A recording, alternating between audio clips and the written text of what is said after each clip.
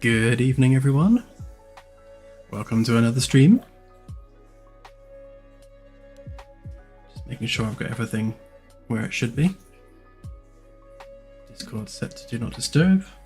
The email client is closed, and looks like we have good volume. Hoorah! I've also moved my microphone as well. It's actually on a proper mic boom now, so you have to let me know whether that's any better.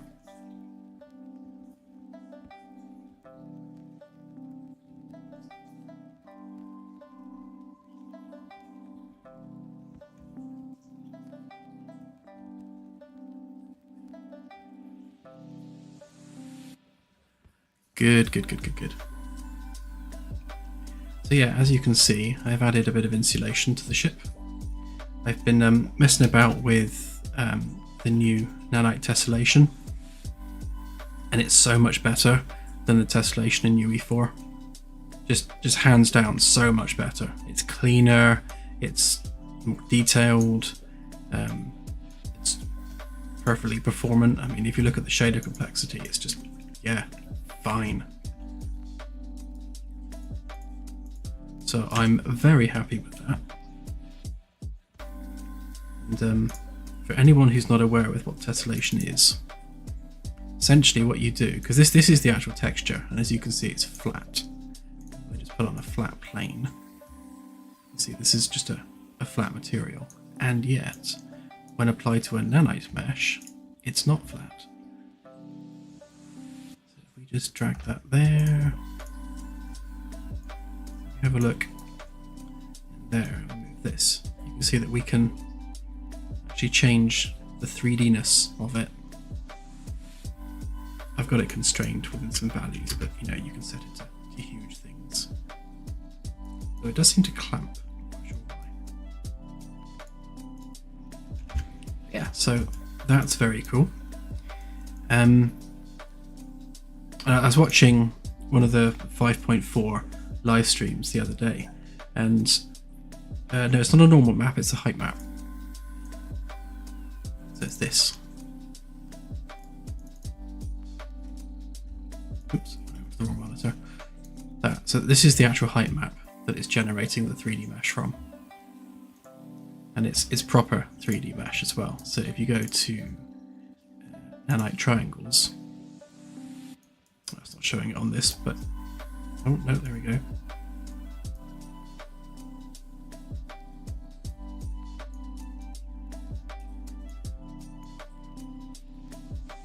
Oh, I see. No, it's voxelizing it. You can see there, look, you can see the voxels. That's interesting. Didn't realize it actually voxelized to use to make the 3D mesh. Interesting. But you can see the original mesh is literally just 2 polygons. It's a square. And yet it produces all this nice 3D geometry from that. It is very awesome. I tried doing it on the world lines here. So if I show you, if I change that to world line.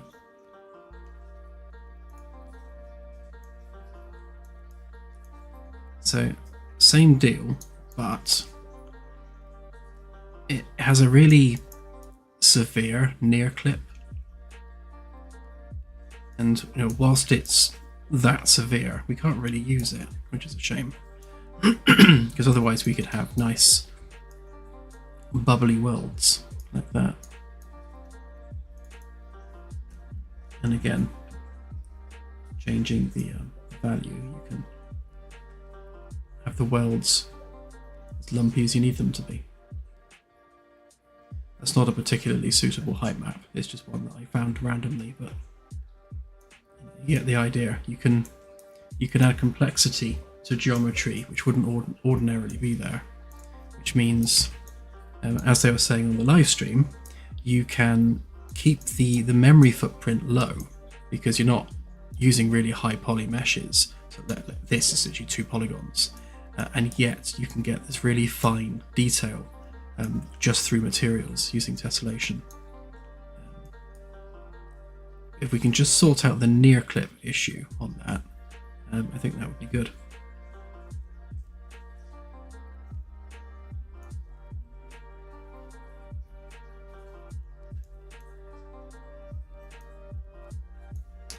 So let's set that one back to what it was. See, that looks plain and boring now after you've seen the difference. But yeah, it's just something I was playing with. So what I've been doing today, which is why everything's kind of dark, is I've been going through and removing all of the old GI lights that I had. Because whenever you do a full level build, it messes up. And if you do a navigation build, it messes up. And it's been causing lots of issues. So I've just deleted them all, which means all these ones, all these lights are okay. They're all on the new system that I made. So these are all good. Which means these ones here need doing. These ones are alright. I'll have some to do down here as well. Let me just turn on the layers. So you want the ceilings on C deck. So these ones are all good. That one needs doing because it's black, and those ones are fine. And this is the whole point of using the fake GI meshes that I'm using, is because if you just have a rect panel shining light downwards, because we're not doing real-time GI yet, there's no bounce lighting, there's nothing lighting the ceilings, which is why we've got this fake solution here just to light the ceilings. And because it's a mesh that's doing it, it's effectively free. So if we look at our shader complexity, everything is groovy. Unless you go up into the ceiling, in which case it's not quite so much.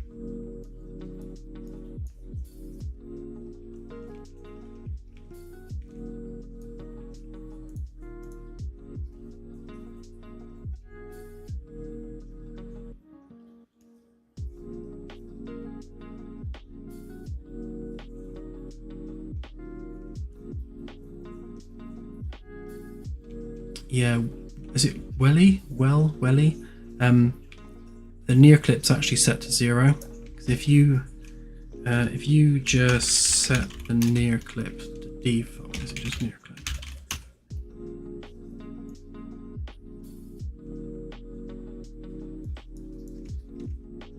I don't know. Was it just near clip? Can't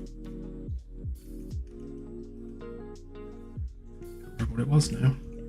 I know I set it to 0. So for like world geometry, it's literally, it hits the camera. But for nanite tessellation geometry, it's actually clipping before the camera. So like here, the camera's nowhere near it, and yet it's clipping. So it seems that the nanite tessellation has a different near clip to the world near clip, which is frustrating, but it's likely something to do with nanite. As I said, by the looks of things, it's actually voxelizing the geometry, so it's going to be something to do with that somewhere.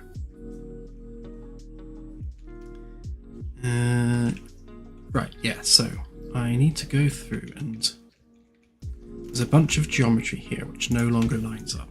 So, like these wall panels and wall screens no longer line up to the base mesh framework, rather, so they can all get deleted for a minute.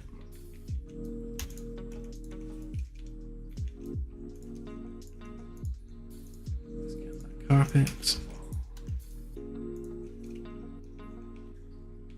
So these carpets, for example, will be actual proper segmented floor tiles with their own health values and everything. Right, that gives us our blank slate.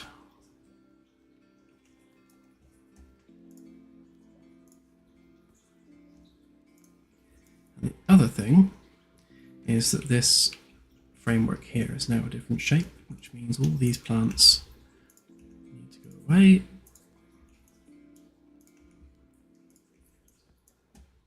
and then Claire can have fun doing some proper plants in there.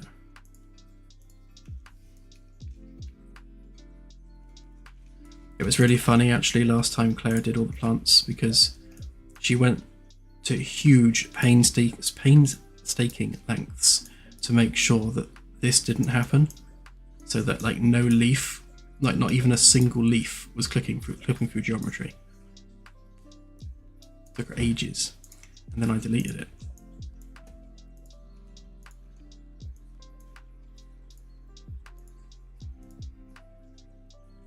Nope, not that. Didn't want to delete that.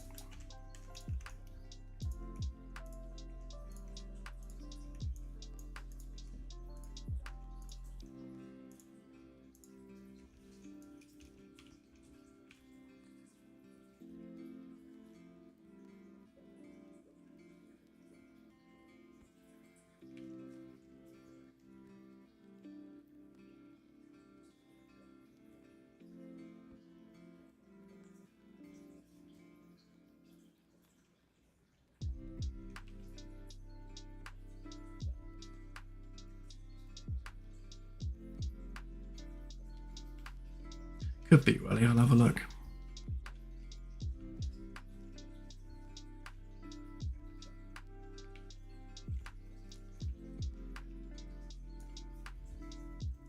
Sort out those floaty bits in a minute.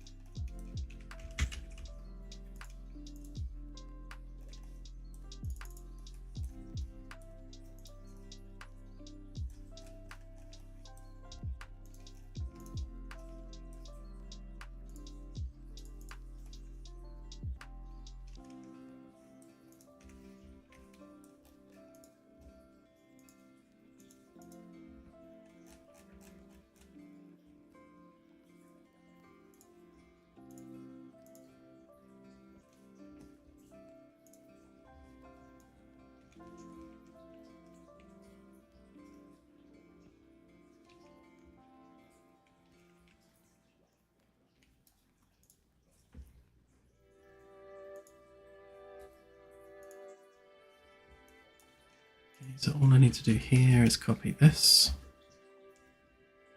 This is something else I was doing today, actually.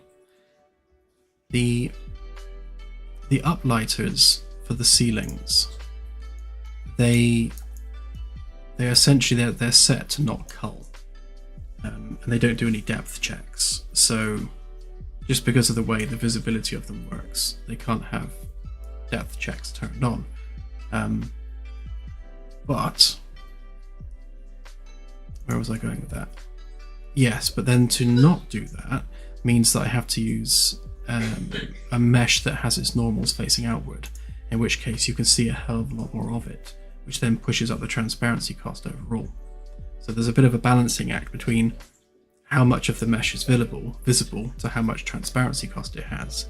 But my GPU keeps overheating, so every time I go to test the frame rate, I seem to be getting 70 FPS, regardless of what I'm doing, simply because my GPU's overheating, which is quite frustrating. So that's something I'll be fixing.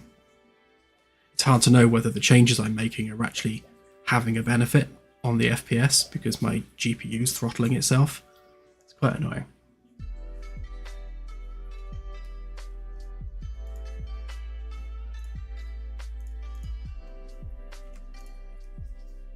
Right, so I want a copy of that, and I want to open that, and I want to paste that in there.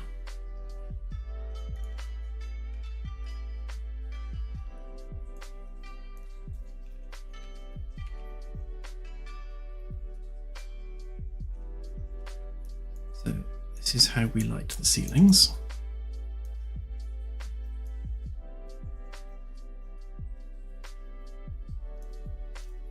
Probably going to be a little bit wider.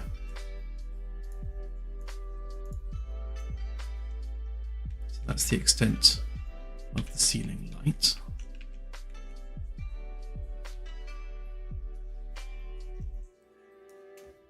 Okay, and now we just need to set that up.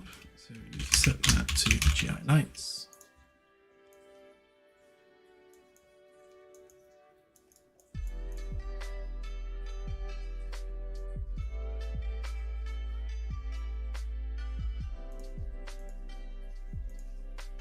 rename that to static mesh.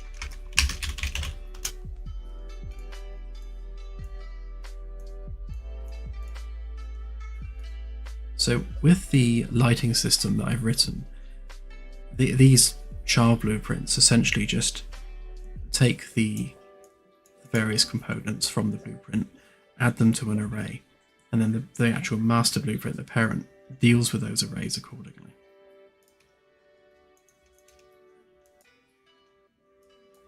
So for example with this, configure GI lights. So if there's more than one, for example, it doesn't matter, because the function on the parent blueprint just goes through the array of lights, so it doesn't matter how many of them there are.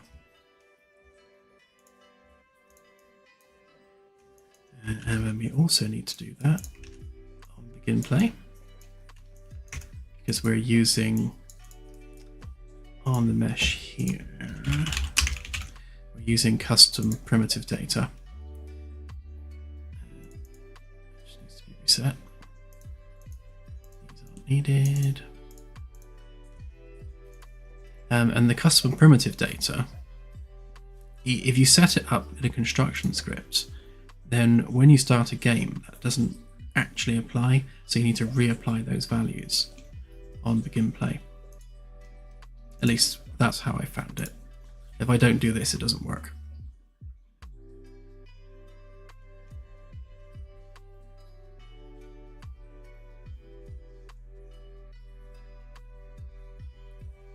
Ah, I see our wild Rini has appeared. Hello, welcome to the stream.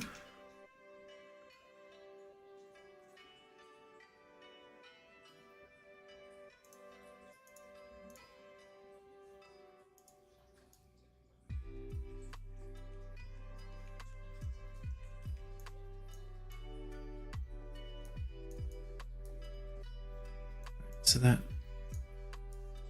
mesh needs to be a little bit bigger.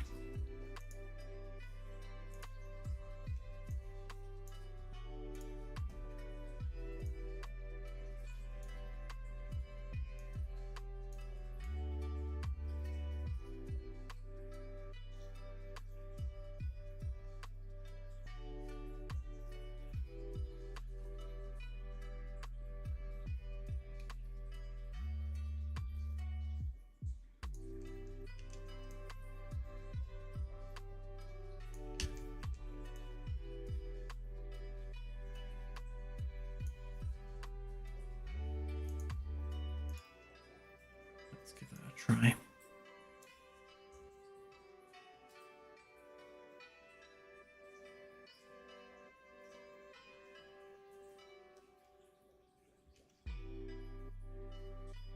Scapular, yes, this is blueprints in Unreal Engine. It's essentially a visual wrapper for the underlying C++.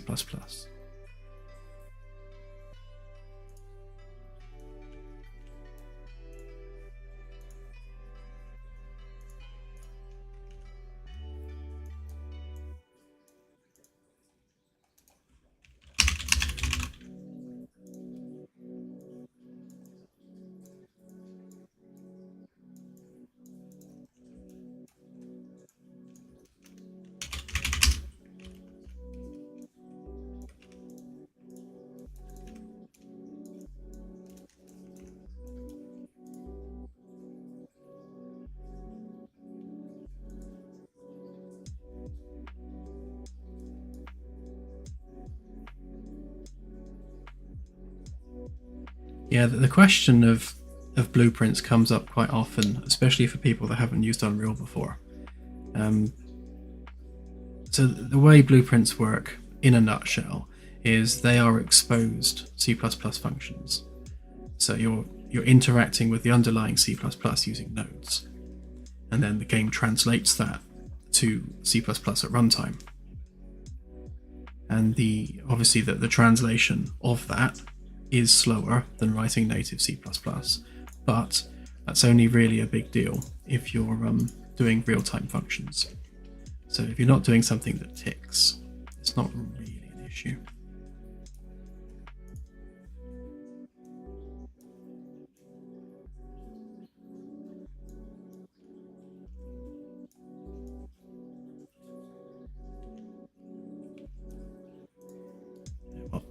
steal this one instead. Actually, no, I'm not. I'm going to steal one of these ones.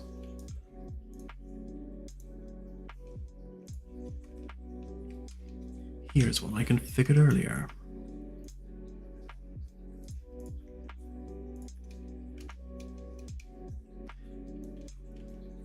That's better.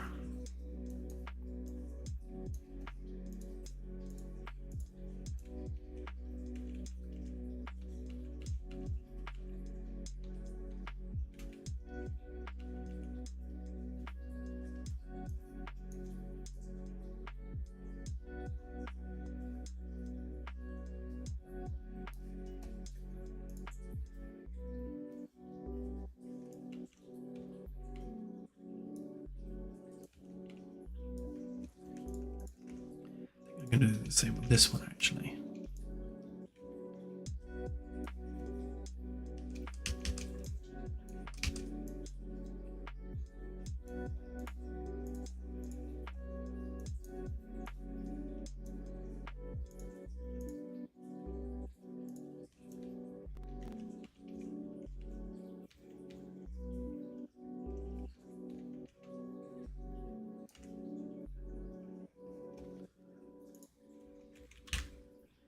Let's get rid of that super light so we can see what we're doing a bit better.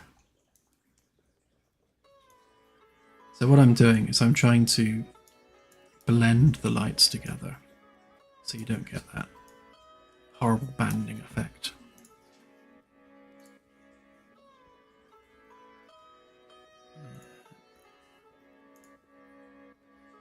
Right, so that one, don't need that one. And that one. And don't need that one.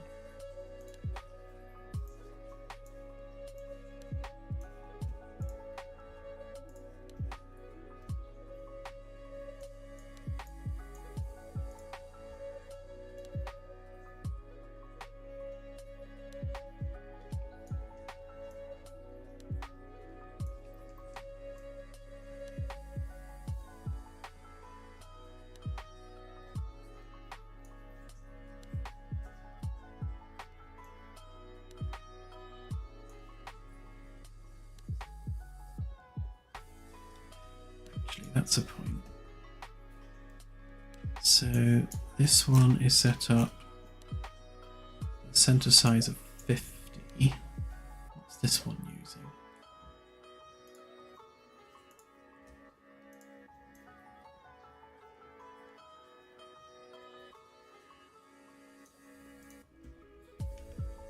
Ah, there we go. Thought that would be the problem.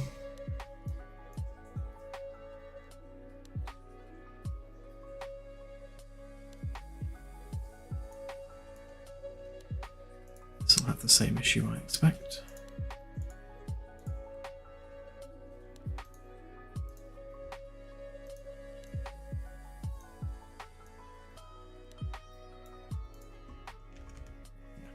There we go. Perfect.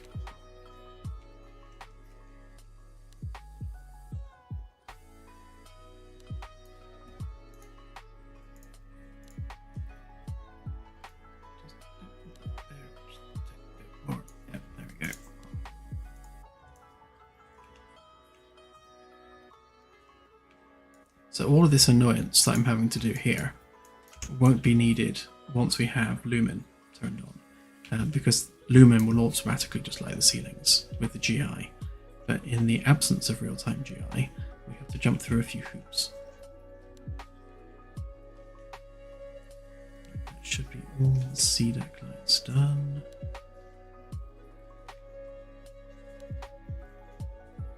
Yeah, apart from these ones.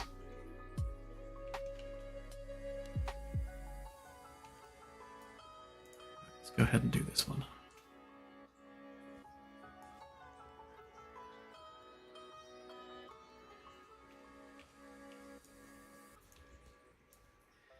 Lumen is an interesting one because it's a bit of a swings and roundabouts situation. Lumen is more costly generally, but it has a it just has an entry level cost, and then that cost remains static. The same as with Nanite. So with Nanite geometry, you have that baseline cost for just having it turned on, but from that point on, all of your geometry is essentially free. And Lumen works in a similar way. So your lighting essentially becomes free, especially if you're doing a lot of emissives for lighting rather than straight lights. It means that a lot of the things we're doing, like ticking some actors to see whether or not they're visible, we can stop doing that once Lumen's turned on, because we don't need to care whether that emissive surface is illuminating or not. But because Lumen has a baseline cost, it's still more costly than not having it. So all the optimizations I've written and all the ticks that are happening to optimize the game, they still make it more performant than Lumen. So for now, we have to wait until Lumen itself is a bit more performant, or until the average GPU goes up a little bit. We've already got a 10-year cutoff on GPU support, so we don't want to make that any worse.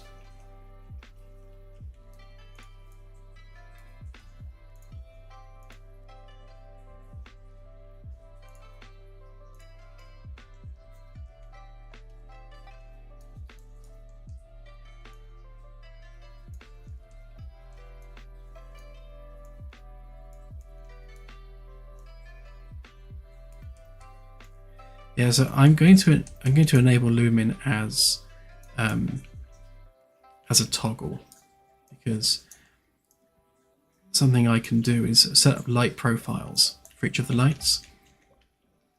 Because the issue with Lumen is, amazing as it is, it looks different to manually set up lights. So, I need to create lighting profiles for each light. One for Lumen and one for not Lumen, which is a bit of a pain, but kind of unavoidable, really.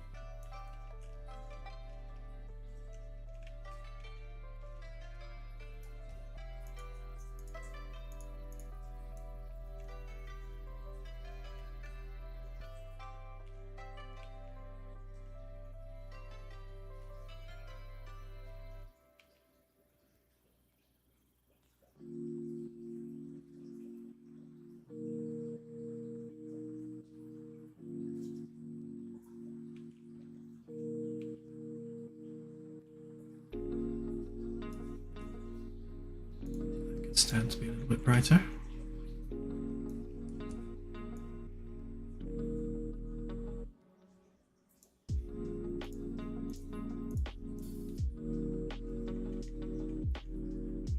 Don't want it intruding over this way too much.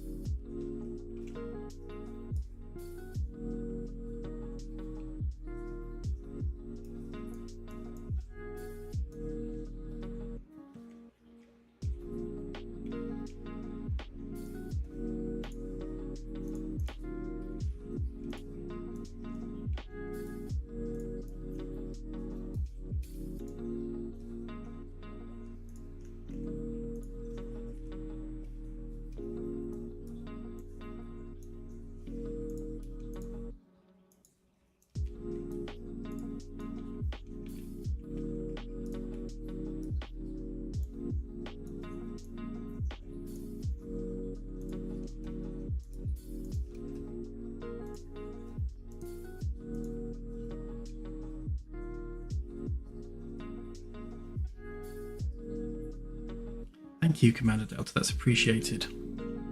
This is for the Motivation Fund. Keep doing what you guys do. We certainly intend to keep doing it.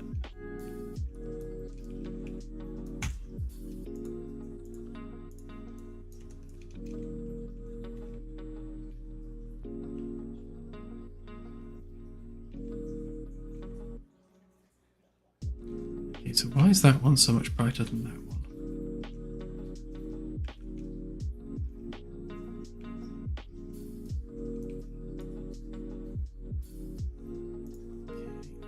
Is the bounce lighting percentage on this one?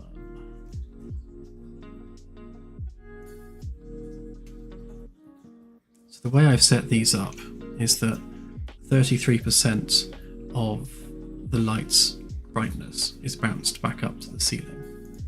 Now I'm assuming they should be both set up the same way. Yeah, they are.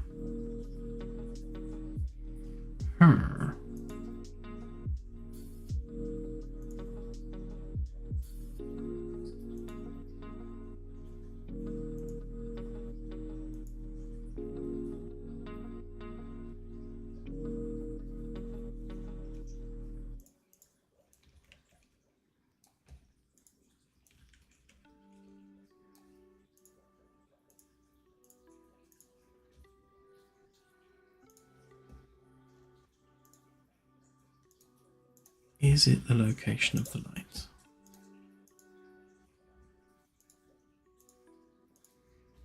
No.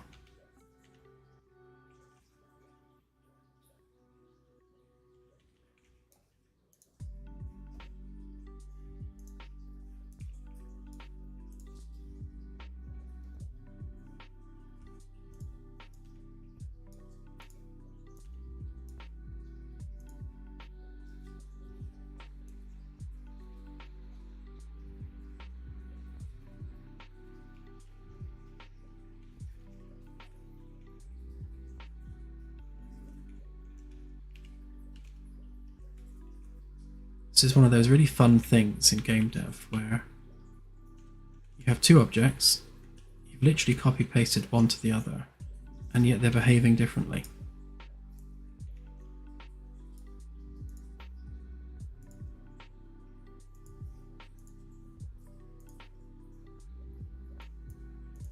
Oh, I think I can see what's happening. That's got no fade set to it. Right, this will be the defaults that are configured for the light. So let's go and give that one 50. And then what's this one set up with? It shouldn't have made a difference. Why is that still doing that?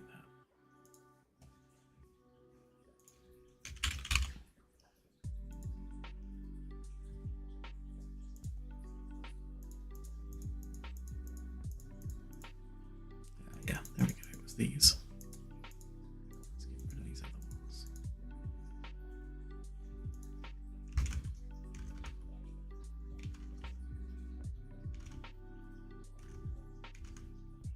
That's interesting.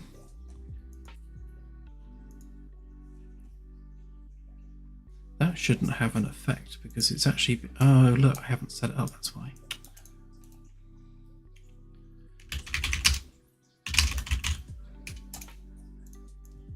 That's why it's having an effect. Because I'm not doing that.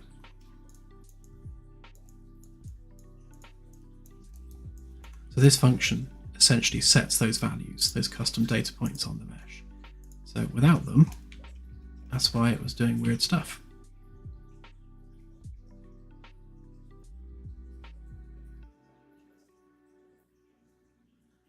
Yeah, that's it. Missed a function.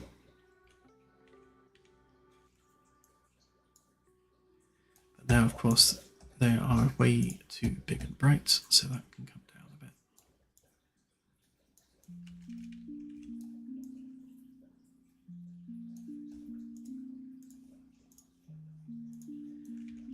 Same with this one.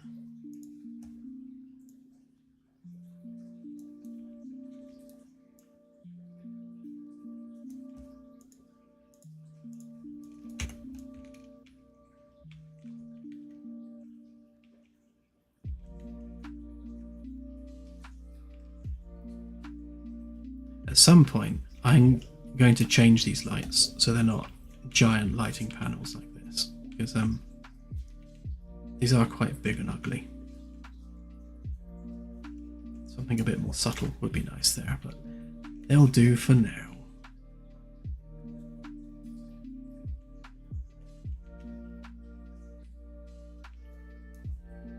So an issue I had on the previous system I made was that it didn't like being a negative scale, which means I couldn't mirror things. I'm just going to see whether or not that actually works now on the new system. So get rid of that.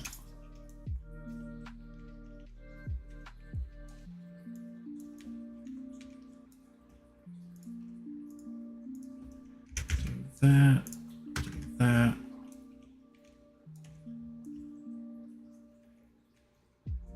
Okay, so in editor, ceiling light's working. So does it work when played? That's the question.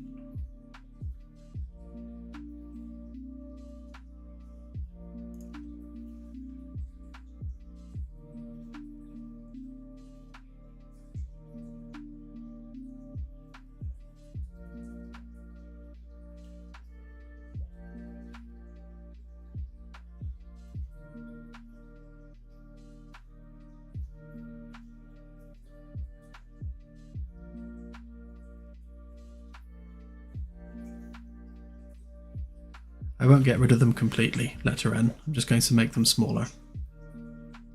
And we've got more ceiling cavity to play with now, so they can actually go up higher as well.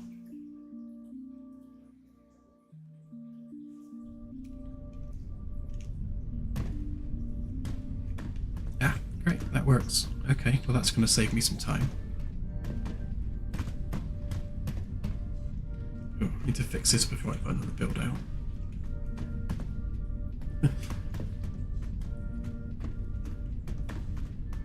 Because there's a chamfered edge on that there, it's enough to make Unreal think it's a slope. So it's like, no, you can't walk up the slope, even though it's like literally 2 inches tall.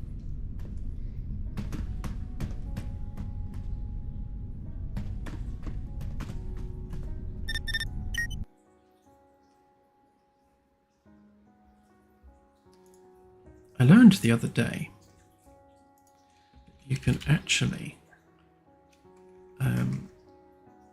change the walkable slope over at that one. Yeah, actually I'll do that on the actual mesh itself. I had no idea you could do this.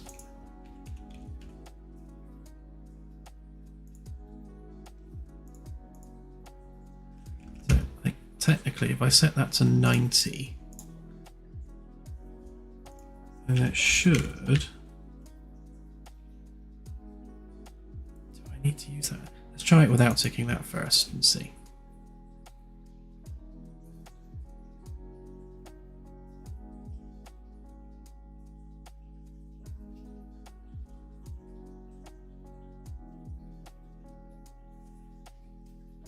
Yeah, that's one of the things, you know, when you've worked with the engine, like I've worked with Unreal for about 7 years now. And yet despite 7 years in engine, I still discover tiny little things like that where I think, oh, if only I'd known that like 5 years ago, could have saved myself so many headaches.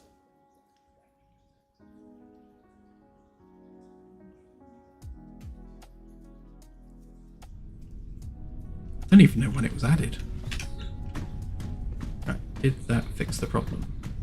No. Okay. So do I actually need to set it on the mesh?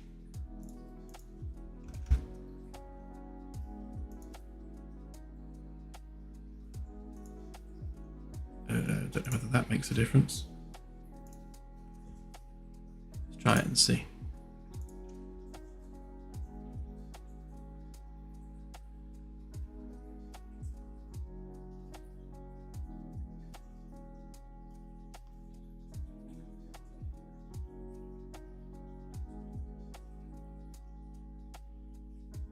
Yeah, it's a fair question.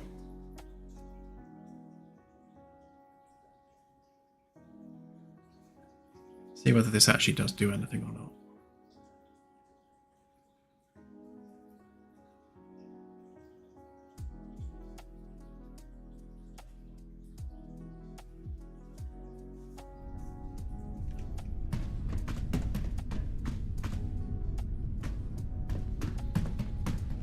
Okay, no.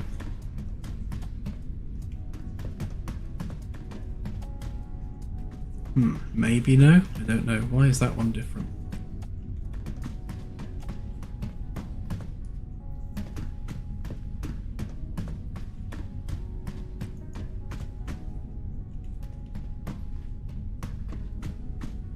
But one of the things that you have with Nanite is you have the fallback mesh, and it's the fallback mesh that it uses for collisions. So if we look at this, and that has some horrible normals. Let's sort them out in a minute.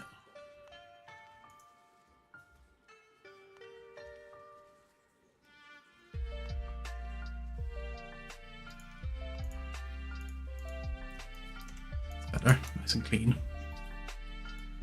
Yeah, so the collisions on this, if we show collisions,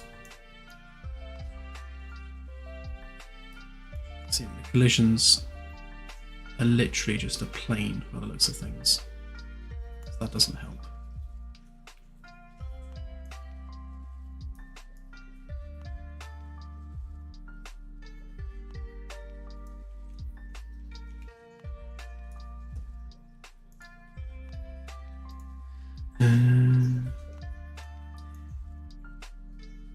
Yeah, the geometry is going to be slightly different on each one.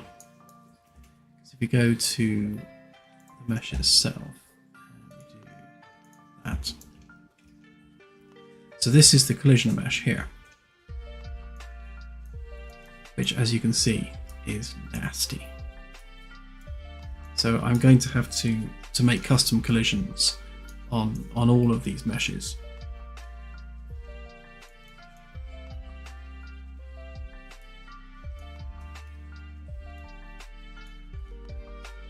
You can actually, you can change this, so I'm not sure whether that changes the fallback or not.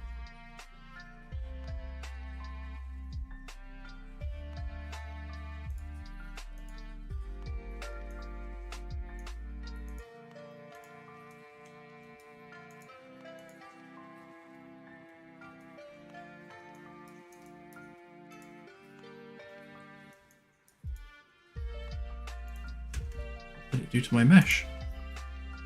There we go. Yeah, so one of the things it does, which can't, oh, you can see it a bit there. So the actual mesh itself is perfectly smooth, but with the way that Nanite works, it's already creating an imposter, or rather a virtualized version of this mesh. So the geometry you export, even like an LOD0, isn't as you exported it. I can't remember which, is it this one maybe? Hang on, if I do that.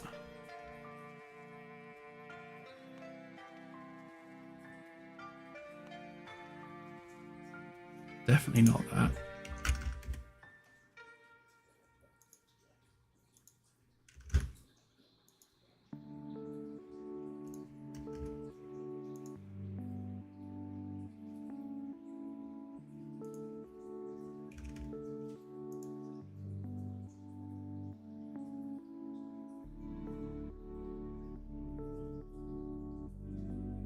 I might have messed with this one already, but one of these you can change and increase. You can increase the detail of the Nanite mesh, so it more closely represents the one you actually exported from your modeling software.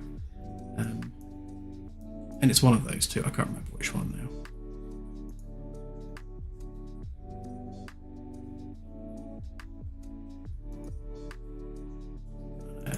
Don't think there's an awful lot we can do to increase the quality of the fallback mesh.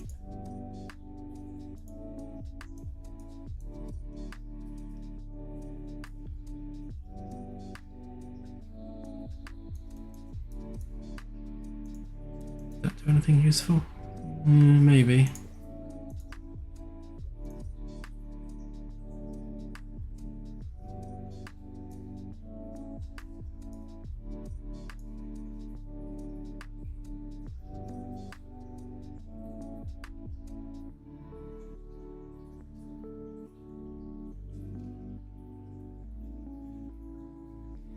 You say tripping would be funny. When I was making the Orville game, something I did is that I made it so that if you were sprinting and you like clipped a wall or something, it would make the character go into ragdoll, and it was so funny running around the ship. If small objects on the floor didn't trip you up, I would have left it like that. But yeah, it felt really good to just like be running down a corridor, accidentally hit into a wall, and then fall to the ground. But yeah, tiny little like 1 pixel high things were tripping the character up, so it proved to be not fun in the end.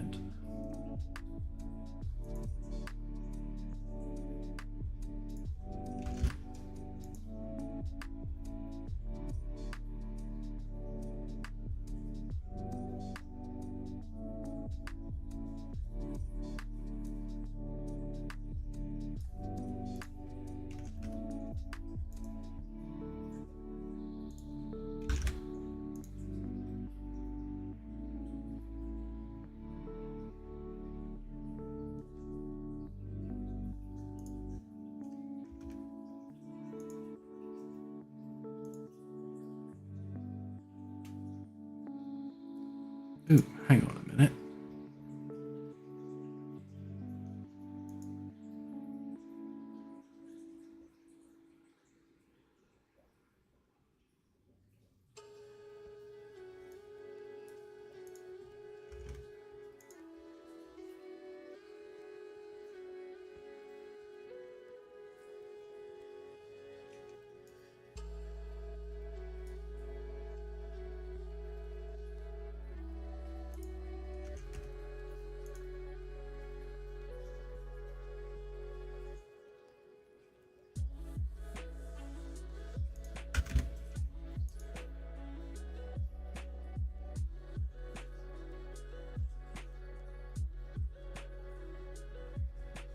Ah.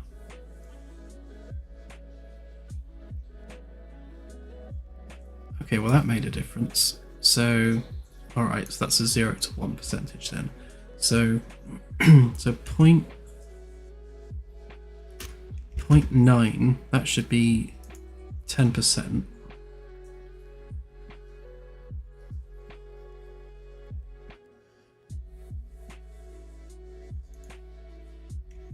Okay, that should be 50%.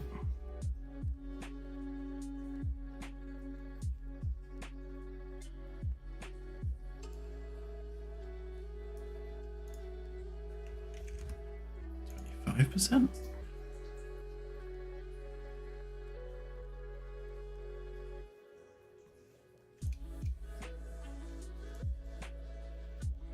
Okay, that's almost bearable. 20%.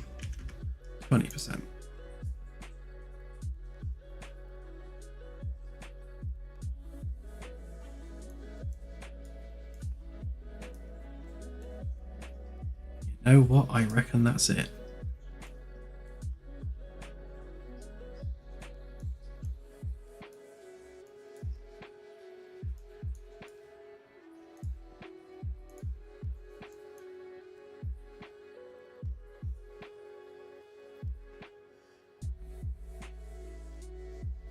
That's definitely a hell of a lot better. Ultimately, it still needs a custom collision mesh, but for now, I reckon that will do. Which means I'm going to have to do the same with this one as well. Because that's equally, it's not good.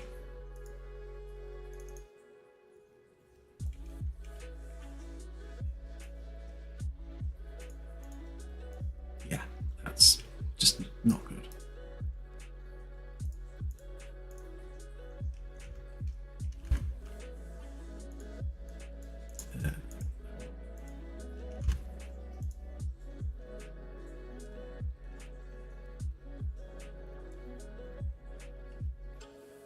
Yeah, there we go. That'll do.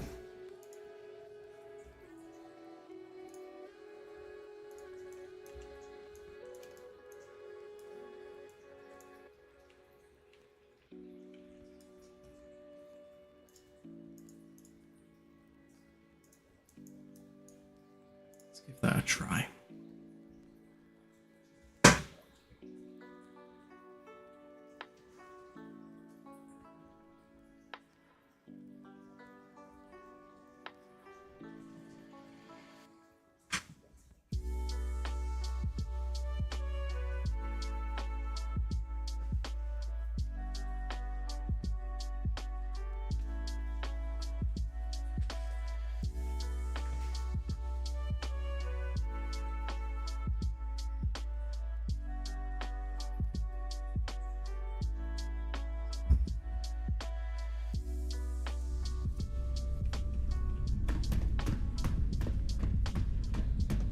Hoorah!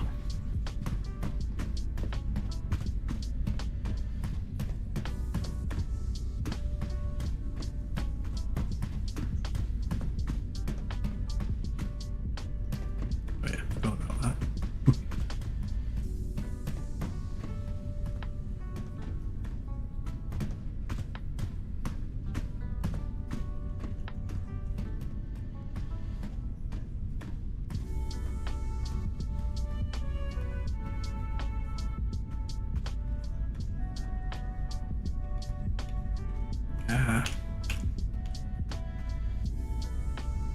You need to get the foot in the right place, but yeah, it works enough, and the brackets aren't tripping you up either, so that's good.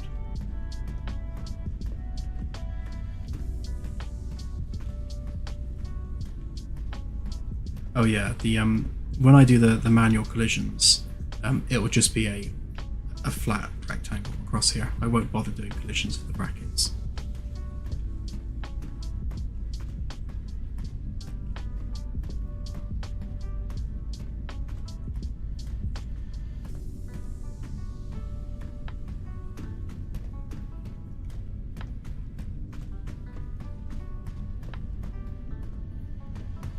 This is what it looks like, by the way. If you have ragdoll tied into hitting walls, you kind of go ugh.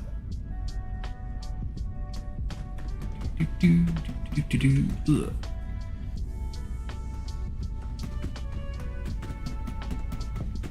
Which was hilarious for a good 10 minutes.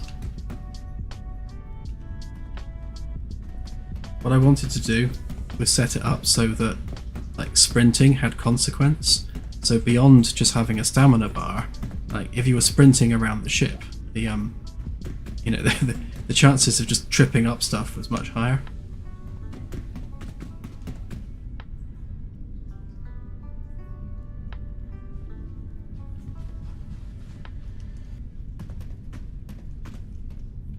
Of course, yeah, stairs, that's the other issue. As I've removed the GI lights, the stairs are now not lit. And I think the idea that I came up with was having a light on this middle bit here. It's kind of where that light there is.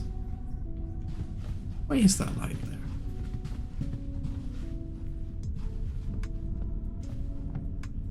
Shining through from outside. But yeah, so where that glow from the sun is, if there was a light around there, I could use that for lighting up the stairwell.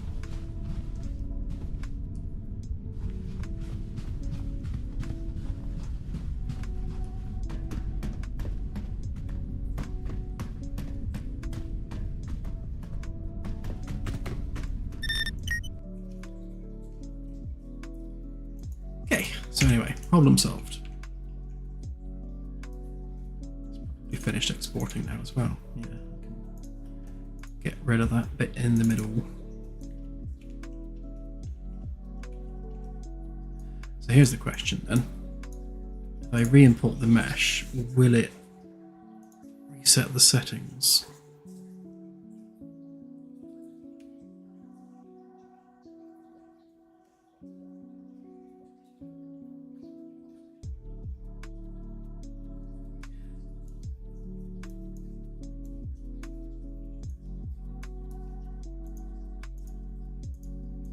No, good.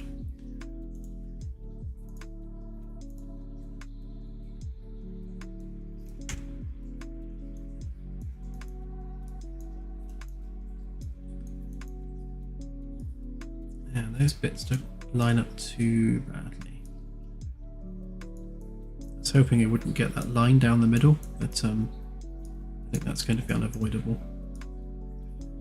From like, standing height, you can't really see it, so that's fine.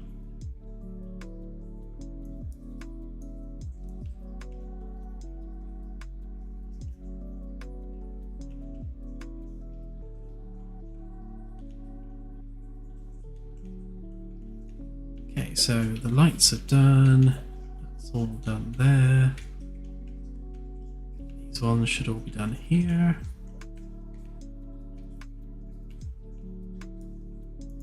Oh yeah, I need to delete that. the deck.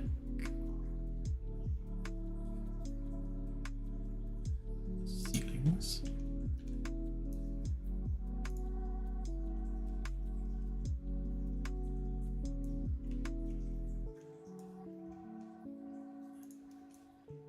That.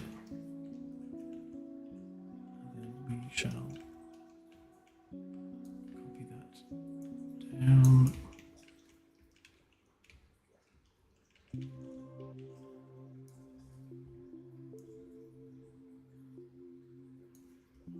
So these particular meshes have their origin set to the world origin, which as you can see is a major inconvenience because it's all the way up there. None of the other ones are set like that. So that's something I need to sort out. But the reason for that is because I haven't set up any attachment points. Once they have attachment points, I can sort that out.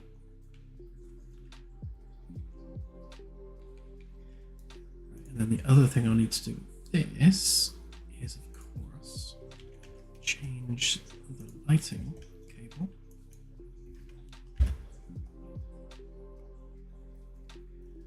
And also define the decks. So that should be C, D, and B. C, D, B. Okay.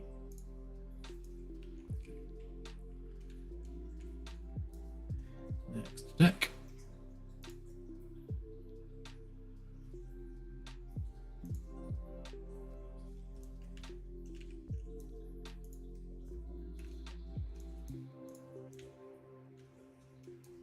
Easier if I just copy this one over actually.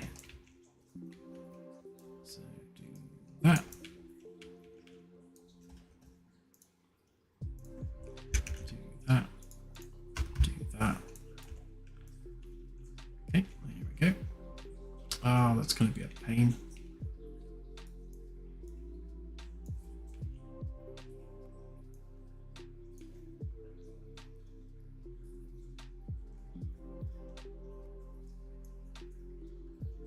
Yeah, so because the uplighter is colliding with the stair geometry, it's giving us this horrible line.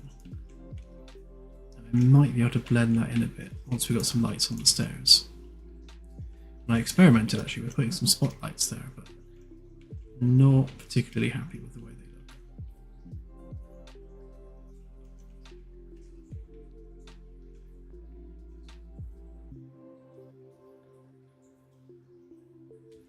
Note the ship won't have exploding panels, although I will be hiding a bucket of bricks in one of the walls. A bucket of rubble, rather.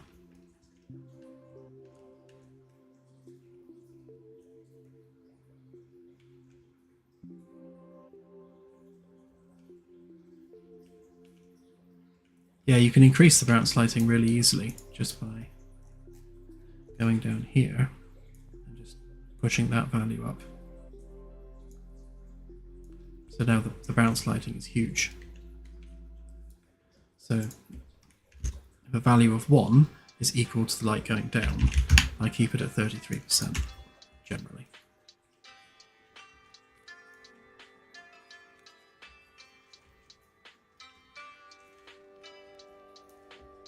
Yeah, once our character system's been rewritten, then yes, the ship will be able to lose gravity and you'll have to float around to fix it. So we can't do that yet until we've got a new character system, because the current one doesn't support variable gravity direction.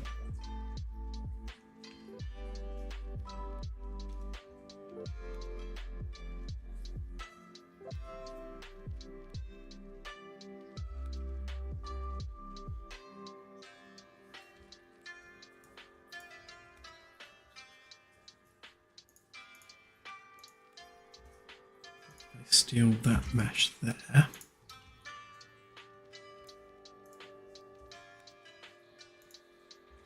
And I paste that on there.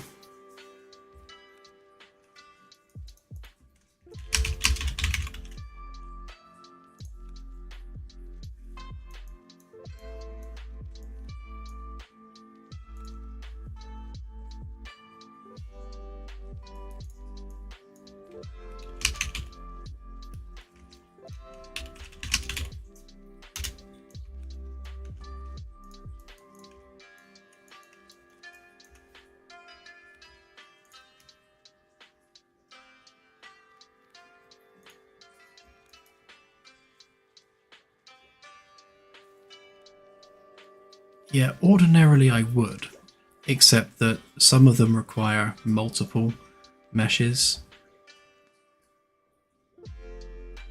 And they all need to be different sizes and scales. Obviously, if that was on the parent, of course you could still scale it, but there's a variable number of them, and some assets don't have them as well. Yeah, that is, however, though, why I went with using this approach by adding them to an array and then using the array to configure them, because that gives us flexibilities. We can have as many as we want.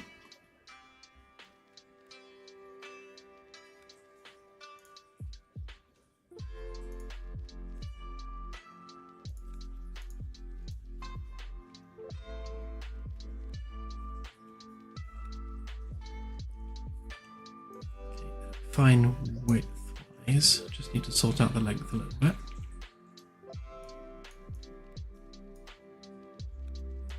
Yeah, I think the full cold start definitely needs to be 0G once that's set up. So one of the first things you'll need to do is turn gravity on.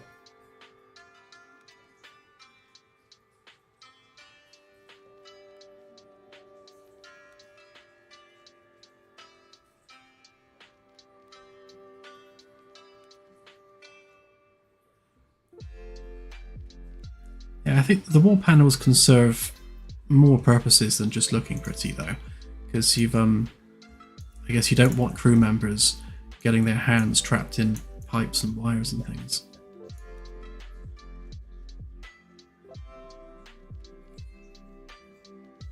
Yeah, you can Superman the cold start.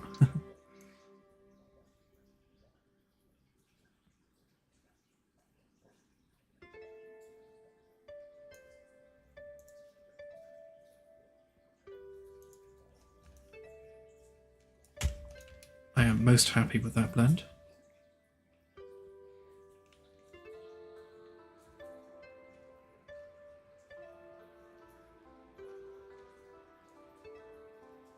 Actually, something else is worth pointing out is I've sorted out the side wing stairwells. So if I turn our superlight back on, weak. So you can see this all the way down from C deck. We've actually got the room for it there now. And this stairwell is proving to be way bigger than it needs to be. So I'll make the stairs smaller than this. But yeah, the view is going to be amazing once it's all decorated and properly lit, you know, with a proper glass ceiling. Looking up and seeing the ring, it's going to be really cool. Looking forward to seeing that finished.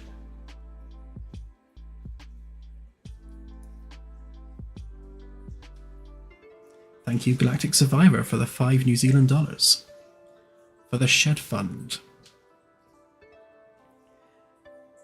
Yep, the shed will be going up hopefully sometime in the next few weeks. I should be migrating my desk into the shed. It's not going to be like a typical garden shed. It will be insulated, so I'm not going to be sitting there shivering away. It might even have a kettle as well, you know, just for cups of tea.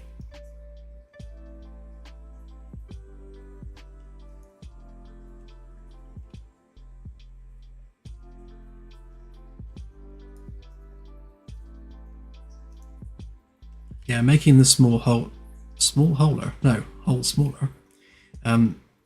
fixes this problem here as well. So it's running way too close to the wall. I might extend this out a bit because I do have room here to push this wall out slightly, and that means that it gets rid of this sort of half panel problem I've got here. So these are all nicely spaced apart, 2.5 meters each. And then you get to here and you've got this kind of half panel, then the curve. So if I sort of push that out about 1.5 meters that way, I still get to have my nice walkway through there. Then I get to put an extra window in this side.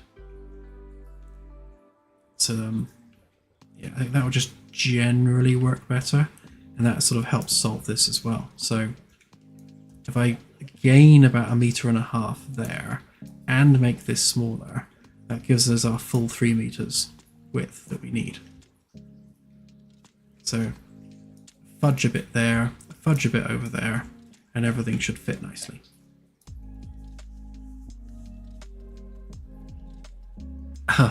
Thank you, Fredishay, for the $5 US for the Zero Gravity at Startup Fund.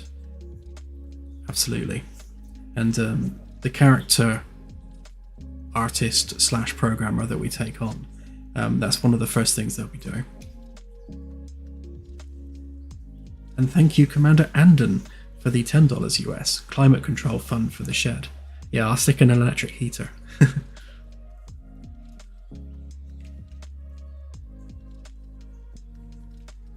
I'm also going to get one of those standing up desks as well.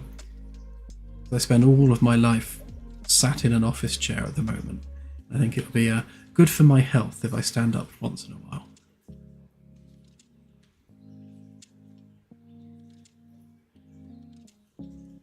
Now, we've not started actually hiring anyone yet because, well, as of right now, we still haven't actually received any funds from the Kickstarter yet.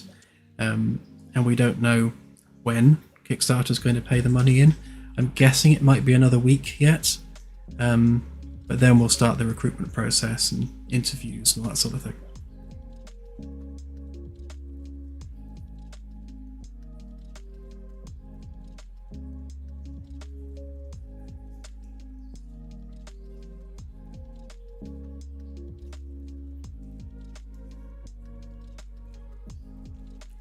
Will the shed have anti-gravity? Yeah, definitely. Ugh. That needs fixing.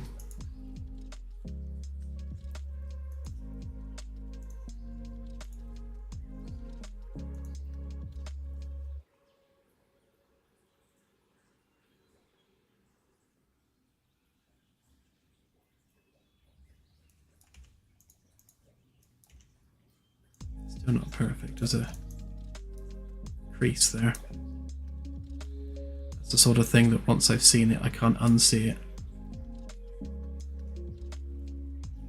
That's fine. These need rechamfering anyway, and I need to increase the polys on this edge because that's nowhere near smooth enough. We're in the world of Nanite now. We don't look at corners like this anymore.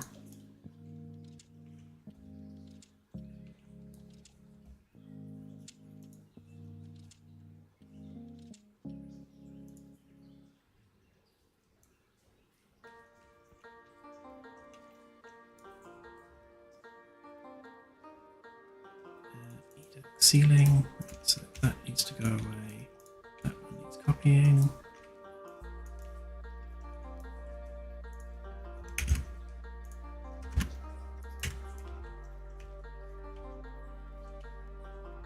All these should be all right.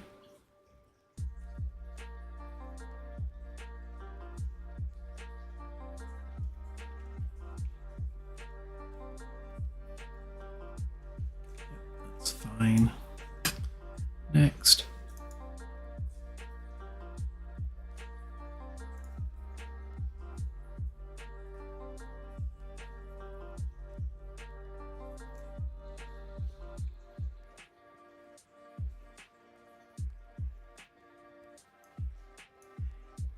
Yeah, in terms of labeling, every panel will have a label, and the label's actually logical. So where have we got some? Right, so this label here is D-Deck port, ring 1, room 1, and this is D-Deck port, ring 1, room 2, and then this would be D-Deck forward, ring 1, room 1, and I think those are the only ones actually labelled. Oh no, I didn't. Oh no, those aren't separate. Oh, this one is though. So that's D-Deck port, ring 2, room 7. room 5, room 3, room 1, and so on.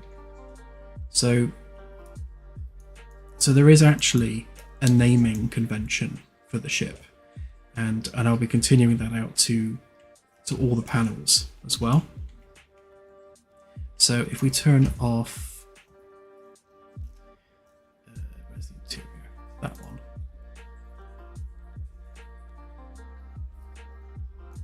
Even. Hang on, what deck are we even on? That one? No. That one? No. What deck are we on? Oh, that one. Yeah, there we go. So where these are now set out into actual segments, whereas on here they don't line up. So like the border there is between there. So with the new framework layout, when I extend it down to this deck, these segments are going to line up, which means we can have a consistent naming convention all the way around for that segment. So you'll have, so this would be, so that's ring 2, so you'd have, so D deck, ring 2, segment 1, which would be this one, segment 2, segment 3, and then you'll have like left or right. So if we always treat it as we were going clockwise, this would be segment 1 left, segment 1 right, segment 2 left, segment 2 right. Mouse gone bad. So if, say, there is a cable fault in one of these locations, or say one of these lights wasn't working, again, because it's a set segment, this light will be in segment 1 upper, and then the floor would be segment 1 lower. So on the fault report, it would be, this light in D deck port ring 2 segment 1 upper is faulty. So you'll know exactly where that is. There'll also be a thing on the map to show you where it is, but logically, if you wanted to follow the codes on the fault report, they should all work.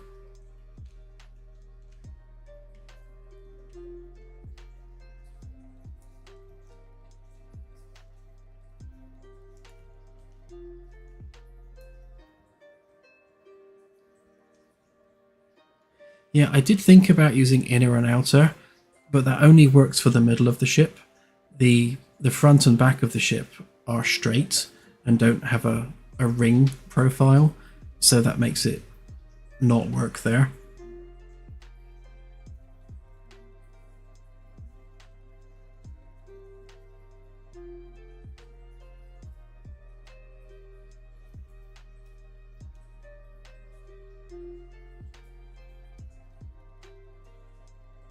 Yeah, those rooms are all crew quarters.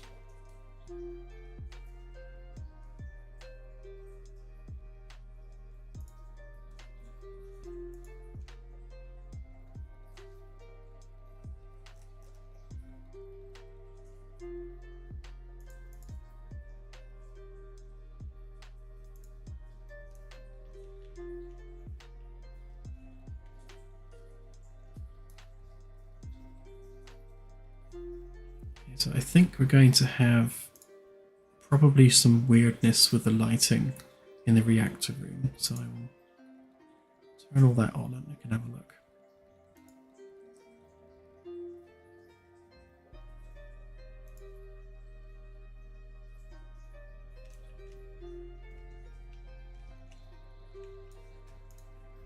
Let's get rid of that fake light.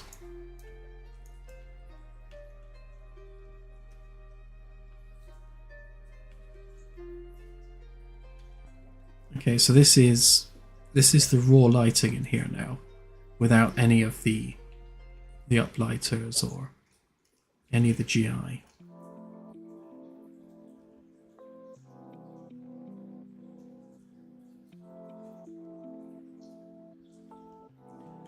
Every crew member will have their own personal quarters.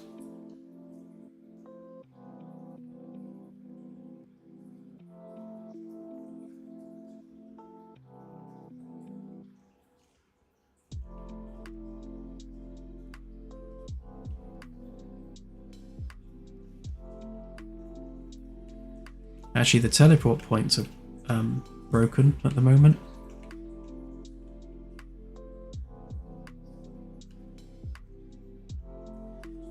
Yep. Captain's quarters is here. Maybe not necessarily this exact one, but one of these ones. So, kitchen, lounge, officey, worky area, bedroom, and bathroom. So all of the senior officers get what is essentially a small apartment aboard the ship.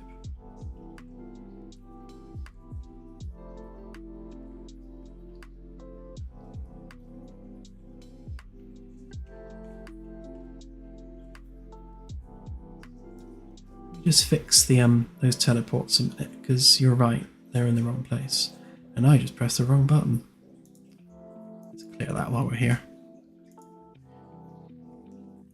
Content browser.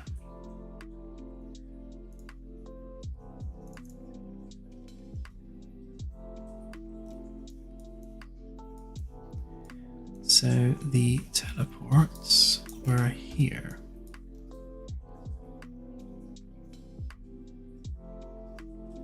Right, so A deck's fine, B deck's fine. So that would be minus 50. Then that one would be minus 100. And then that one would be minus 150. That one would be minus 200. And then that one would be minus 250. Right, that should have fixed all the teleports. Let's give it a try just to be sure.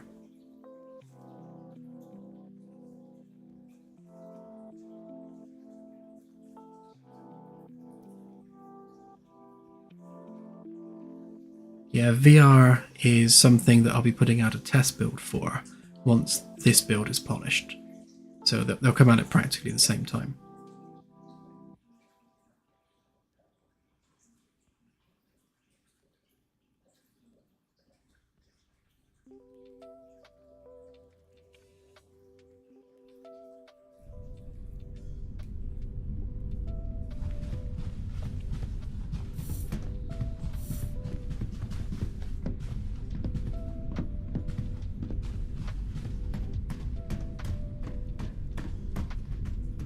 Okay, so Alt 2, Alt 1, 2, 3, Alt 4, Alt 5, Alt 6, Alt 7. Alt 7, to be honest, needs to be over here, doesn't it?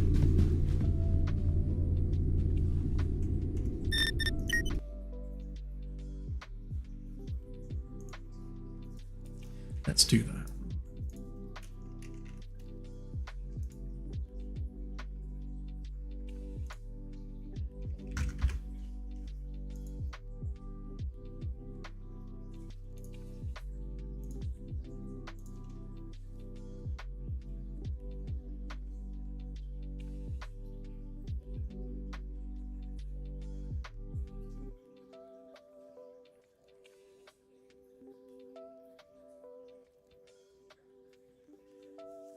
Yeah, the idea with the quarters customization is to treat it like I guess you're renting a room aboard a ship. So things like there'll be a built-in sofa, built-in units. Those are the things that are built in to the crew cabin. Whereas things like a rug or a picture on the wall, they're things that you've physically personalized that space with. So those are the things you'll be able to place within the game. Like the shelves on the wall will be built in, but what's on the shelves you will put there yourself. And of course we've got things like lighting controls, so we can have custom lighting per room, that sort of thing.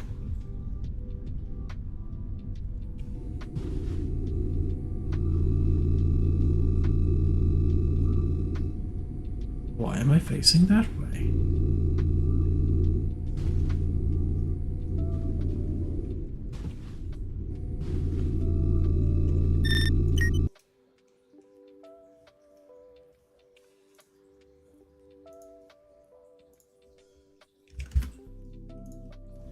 been right the first time.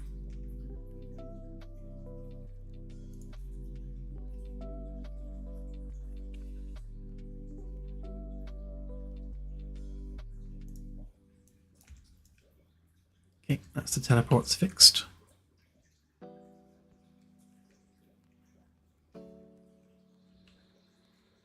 Is it me, or are these panels brighter than the other ones?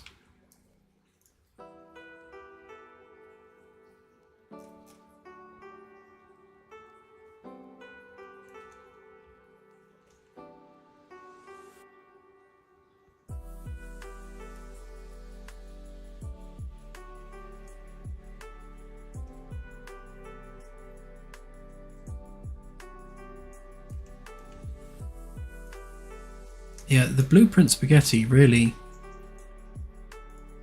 depends on which blueprint you're looking at. So if we look at one of the electrical cables, for example, that's it. So like, none of this stuff is used right now. So that's redundant. It's not connected to anything. So the actual usable code is just this. And as you can see, I like to keep everything nice and organized. Or one of the electrical boxes will be one of these.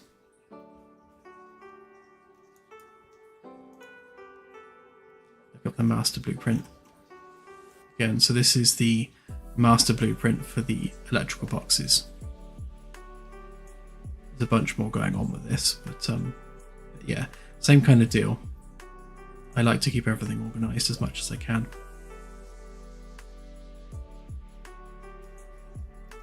Things like this. This is handling all the buttons and things on the UIs. So, yeah, in some cases you can't avoid having that kind of thing on there because you're literally just doing a switch on a string value, and depending on how many values you need to switch on is how big it gets. So yeah, so you know, this is pretty typical of a blueprint, really.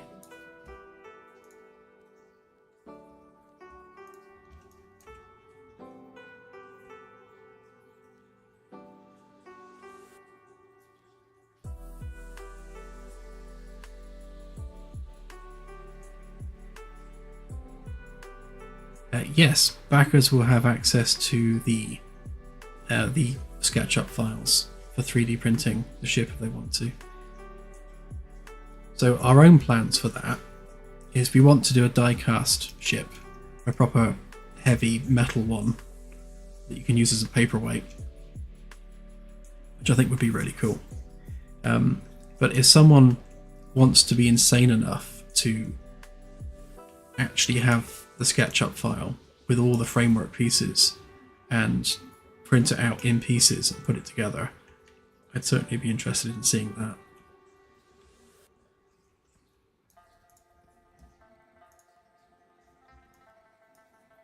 So I think that it's perhaps a little bit on the bright side.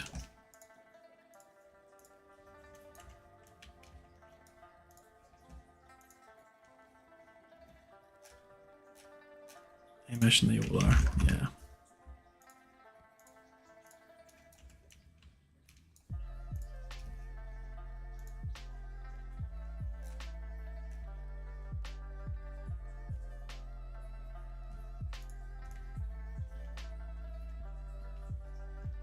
It's interesting. Why are you dimmer?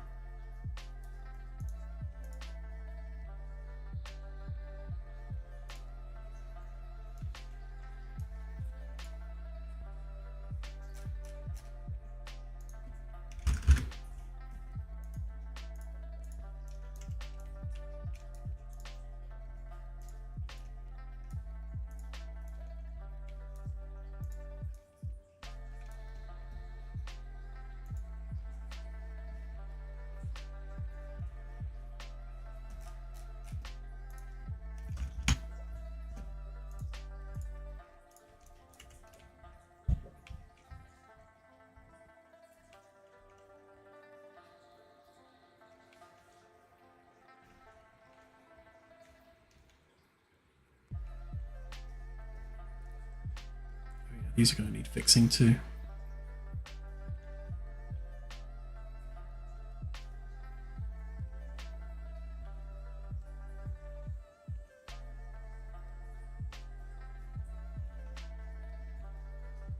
Okay, so the way I handled the lighting here last time with the old broken system is I took the light from these panels here and simply took that across to here. So I had like a point light there, just lighting up the reactor. Let's move them up a bit. So I'm assuming they're 50 out. Yeah.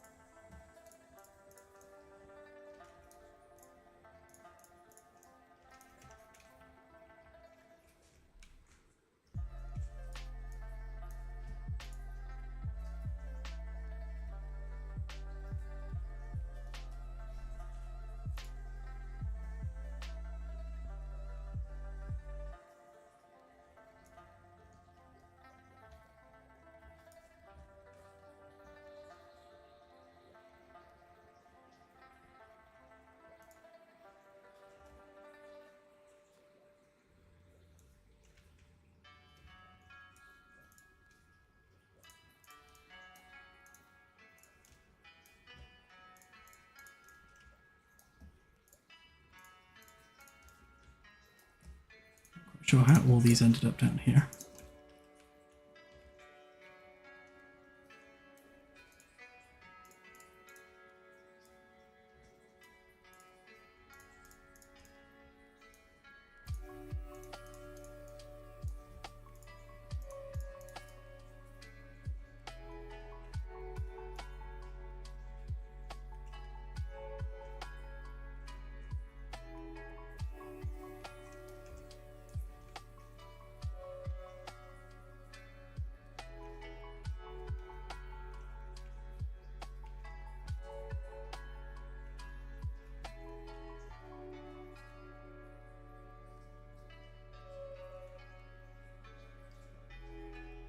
Hi there, Britishness. Welcome to the stream.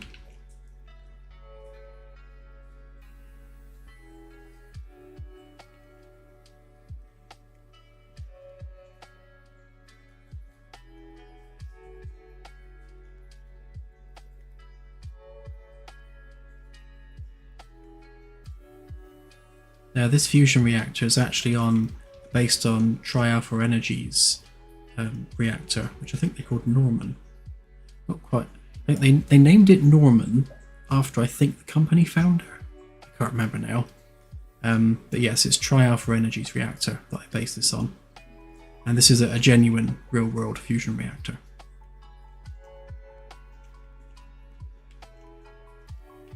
Did I just see a randomly floating post-it note? I did. Oh no, I didn't. That's a tutorial highlighter. Don't know why it's there.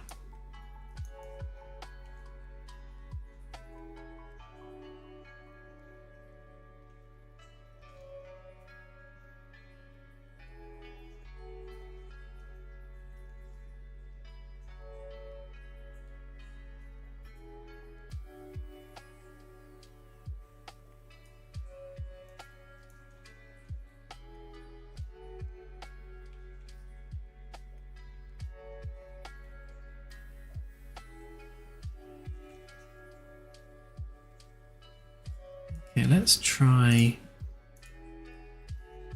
and give that a light.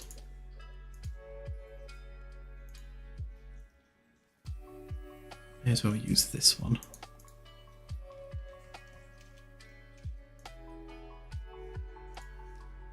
Was it that one?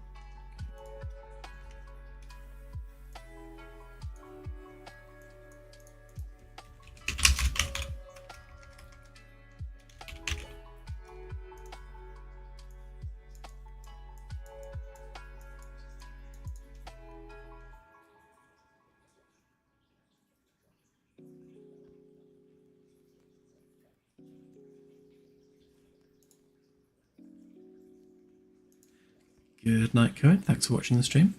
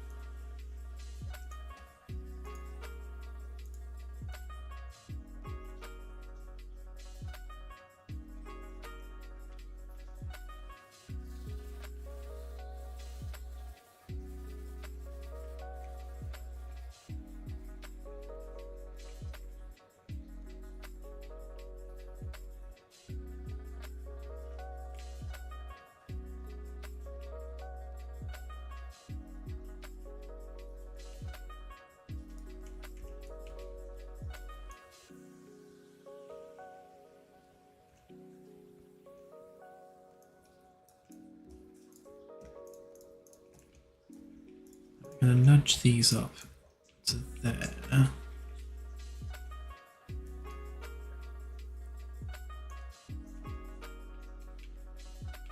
What I might also do actually is copy them down. F deck.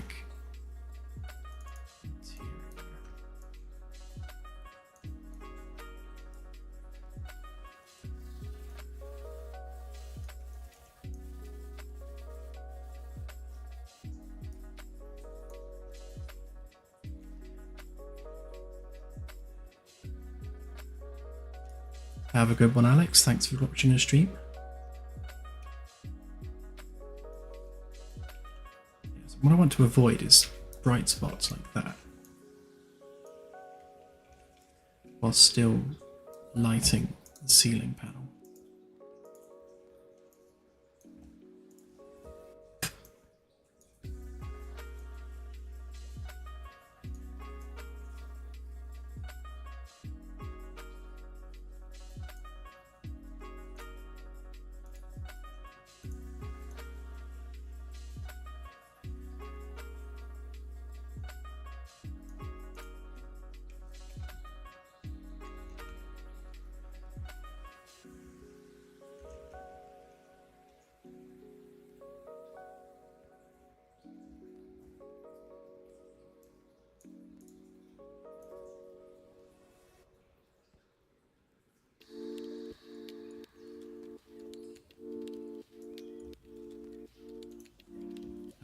That's why it's a hard edge.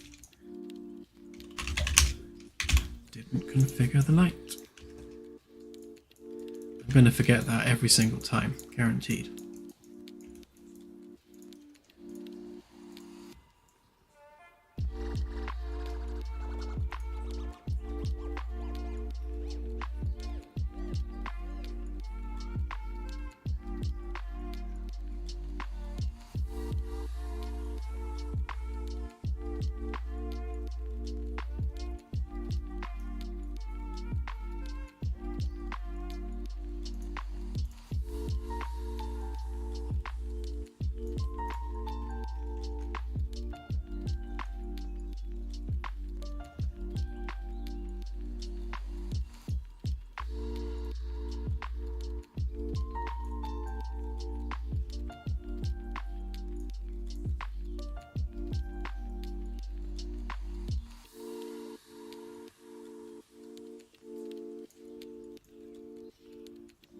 Don't want to make the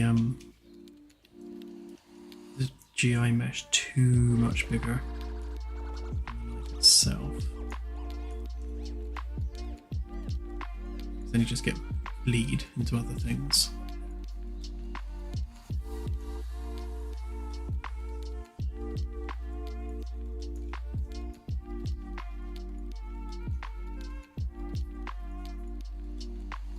Doesn't look too bad. Go with that.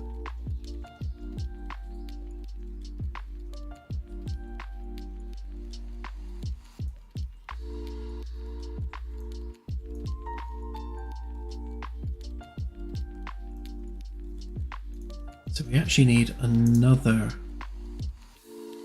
GI mesh here. But this one, we want to be a point light. So if we find that. Sphere one, that one, fix the scale,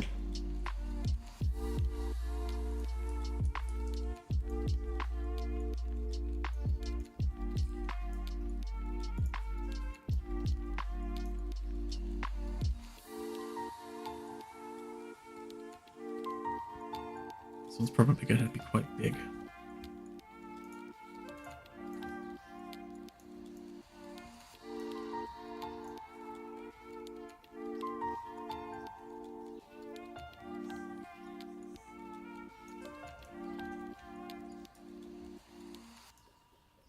Is, are we casting any light yet?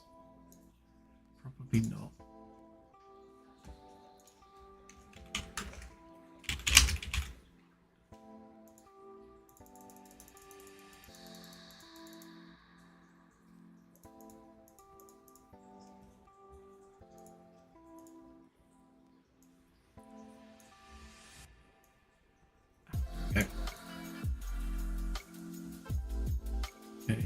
casting lights.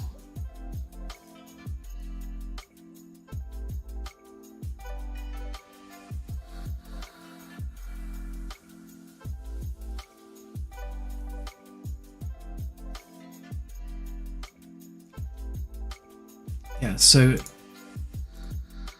if the project is using Lumen, which I can demonstrate right here,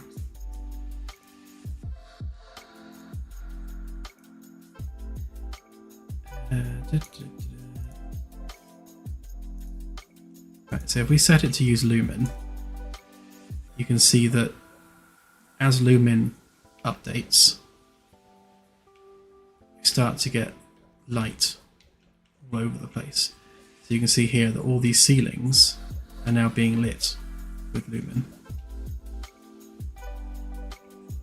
So that's real-time GI that's bouncing around. If I get a ball like that, and then I make that ball red, makes it red material.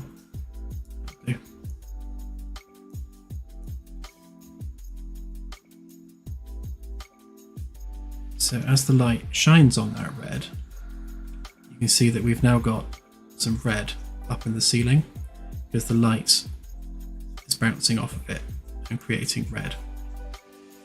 And that's happening in real time. So we've got real time GI. And the beauty of Lumen is it creates much more realistic lighting. And you don't need to go to effort to light things up like ceilings.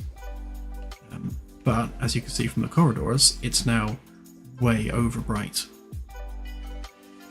which is why we need to create lighting profiles for Lumen and non-Lumen builds.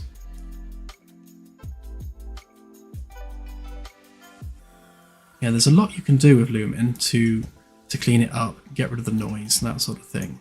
But the cleaner and nicer you make it, the worse and worse it runs. So if we set the final gather quality up to 10, for example, like, there's no noise.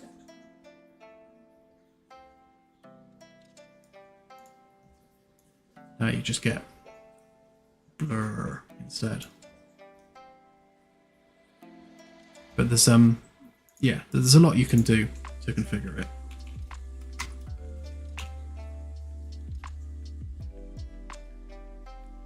Echamp, thank you for the $10. Hello and salutations to everyone. I love this game and I hope it reaches its absolute peak.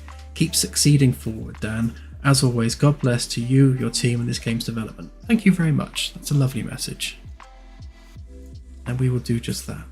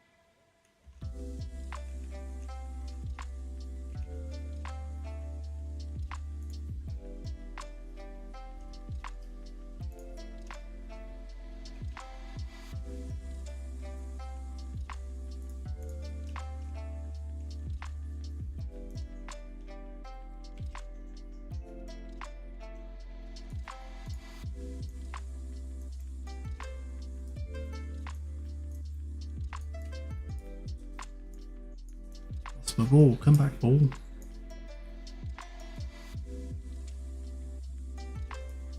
Yeah, I think this is probably the least noisy you're going to get it.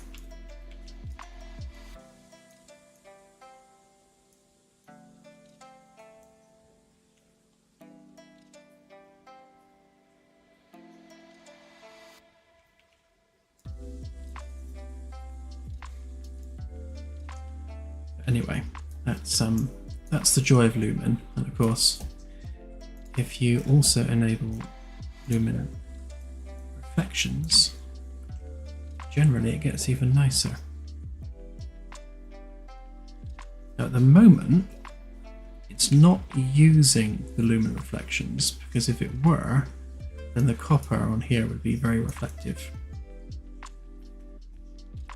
Lumen's not something you can just turn on by default. It does need a lot of messing around with and tweaking, and you need really sort of tight mesh distance fields as well for it to properly be able to gather its information. Because if you go into like Lumen scene, you can see like there's no lighting here at all.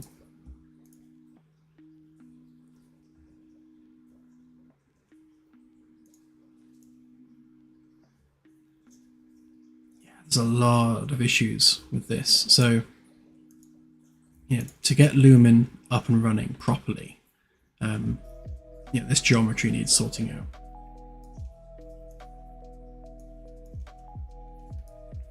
But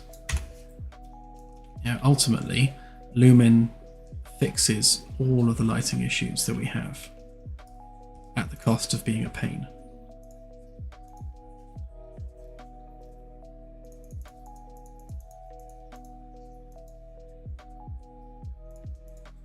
So for now, we should go with none. So what you could do as well is use screen space GI, which again does a decent job at it. But the problem with that is that like a lot of the places you lose ceiling lighting when you look up. Like here you don't, because obviously I've got ceiling lighters, but if they weren't there, then looking up you lose lighting, or looking down.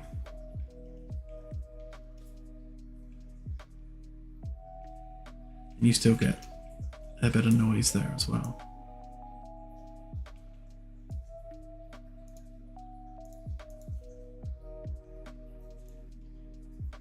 Yes, we will approach GI, real-time GI, when it improves a little bit.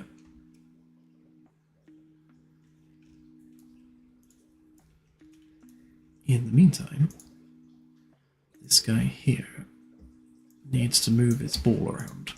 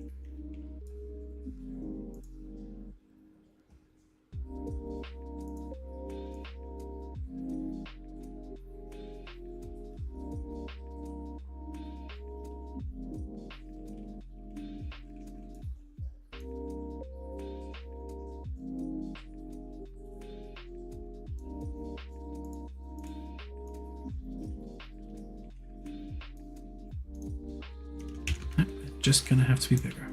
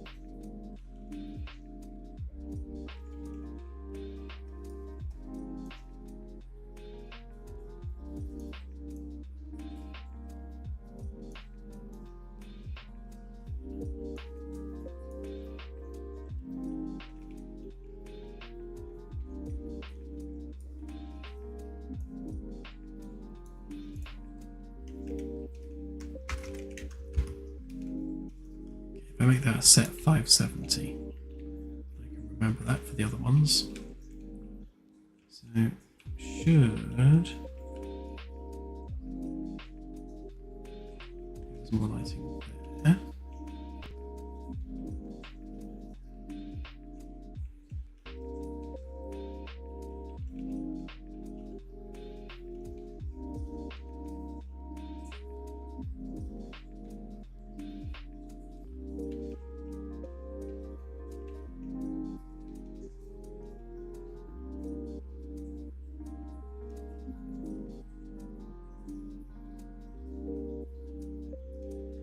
Have a good one, Jim. Thanks for joining the stream.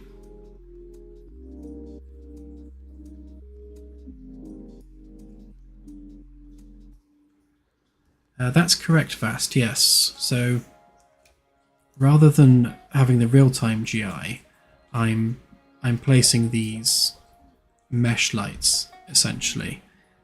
So they're not an actual light. They are just a static mesh with a material function.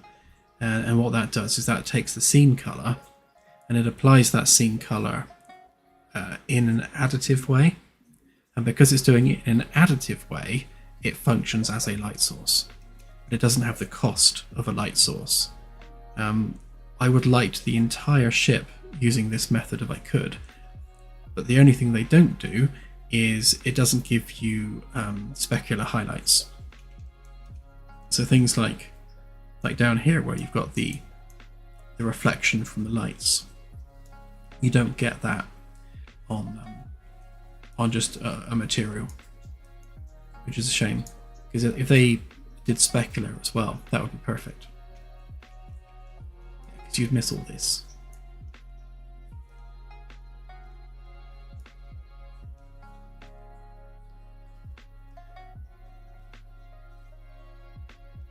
Yes, eChamp, there will be city planets in the game, although those city planets very, very unlikely have explorable surfaces.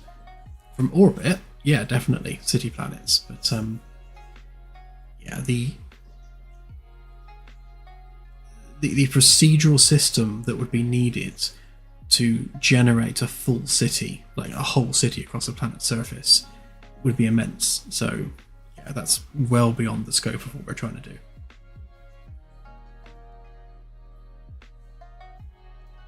From orbit? Yeah, absolutely.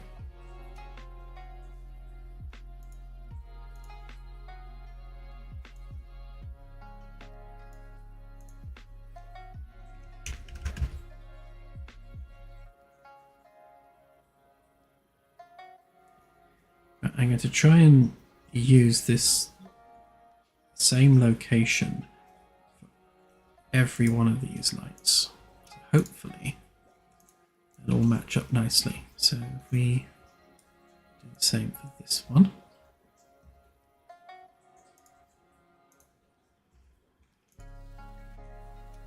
Put that in there. So remember the settings, which is good.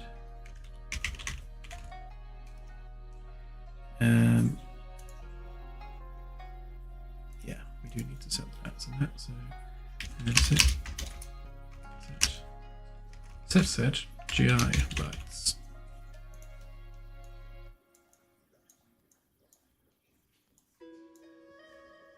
So I'm just thinking we don't need to configure those ones because these ones are set up manually. So if we go to our custom data, so that's already set up.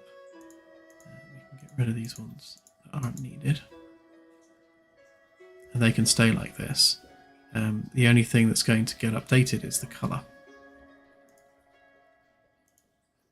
And that comes from this, not the other function, so that will be fine.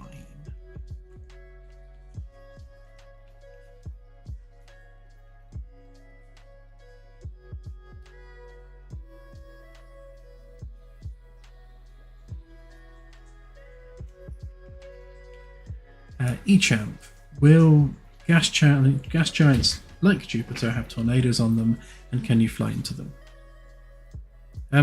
Yes and no. So yes, they'll have big storms. I don't know about tornadoes specifically, they'll have, giant storms like Jupiter does.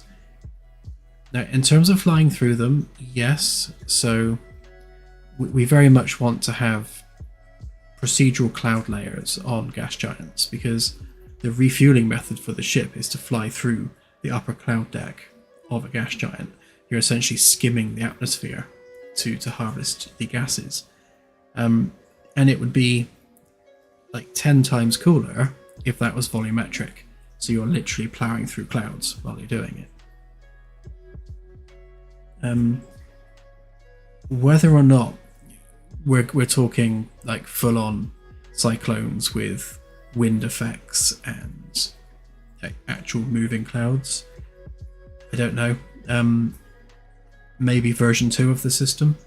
I expect version 1 will just have statically arranged clouds that you're plowing through.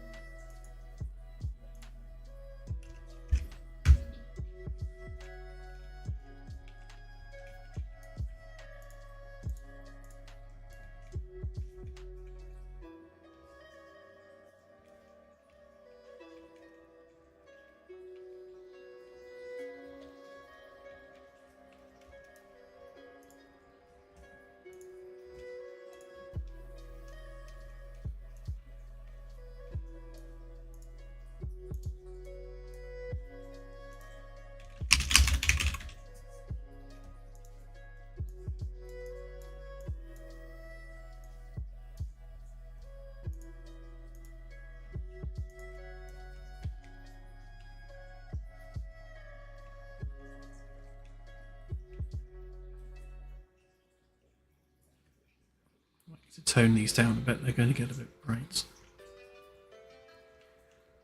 when there are so many of them.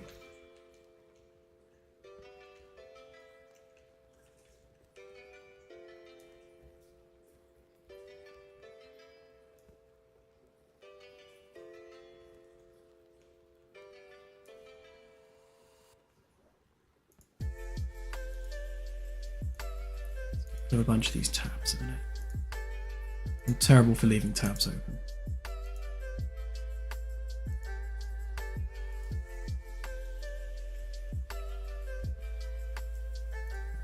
Start with you.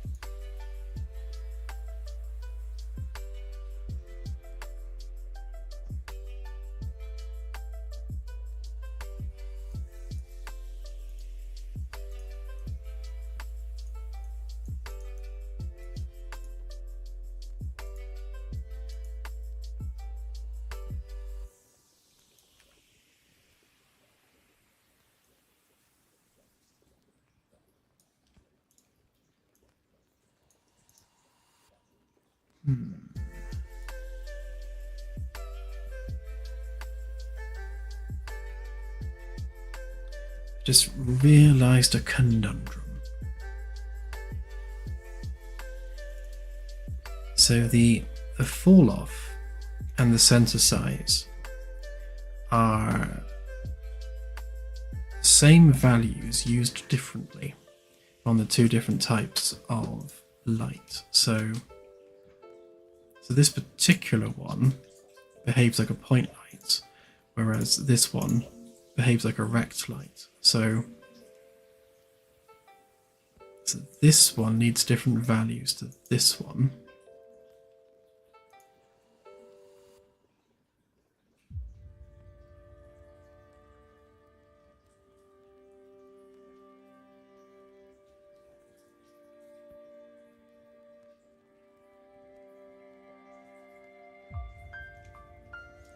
Just trying to work out how to do that on the master blueprint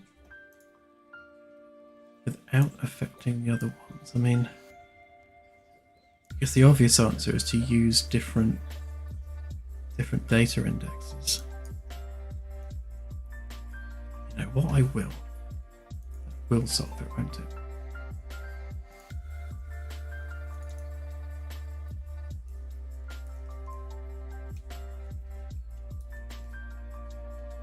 So the colour's fine, that one can stay as is.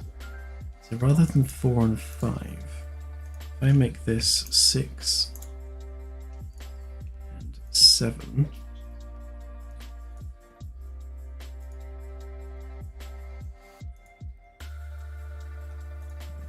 that will break them, which is fine. That is expected breakage. And on here, so this one is GI fall off rect. That one is center size rect.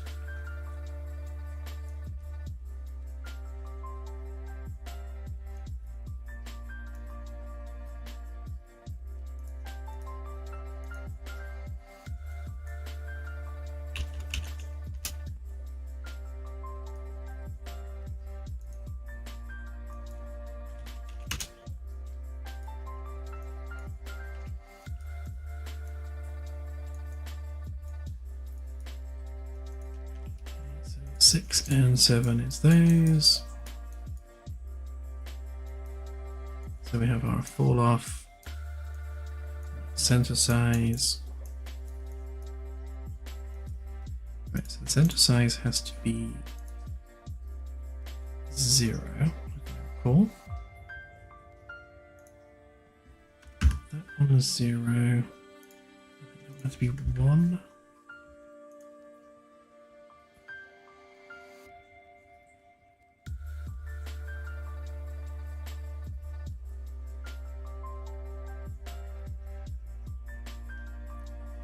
That's the parent blueprint for every single light, so it takes a while. Right, so fall off had to be 2.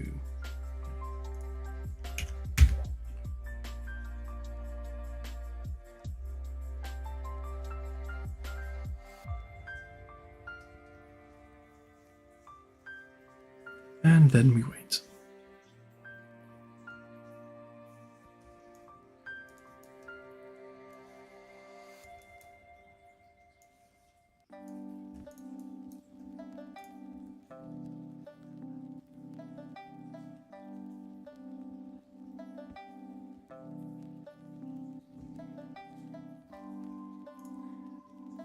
Okay, so because we're using a different data index on the mesh, it means we can specify multiple values.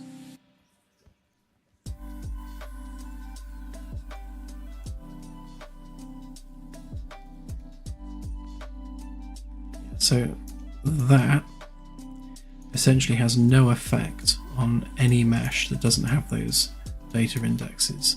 So this one can now go into there fine.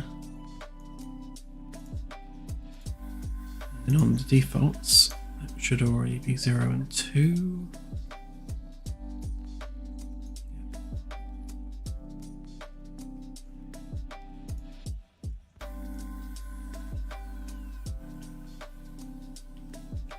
It's one of them fixed.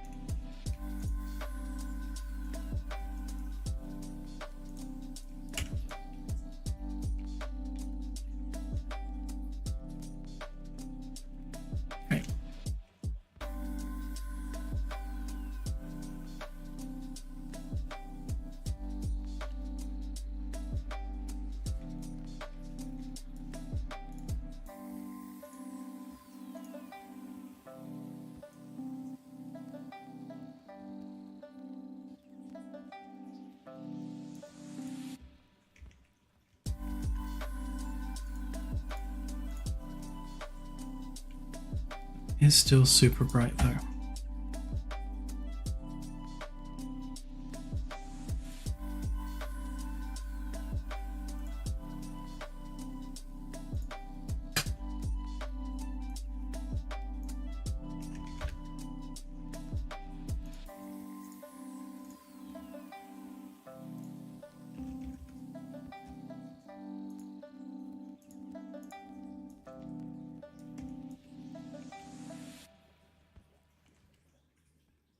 Definitely has an air of not doing anything about it. Oh, look, it's overriding the defaults. Why would you do such a thing?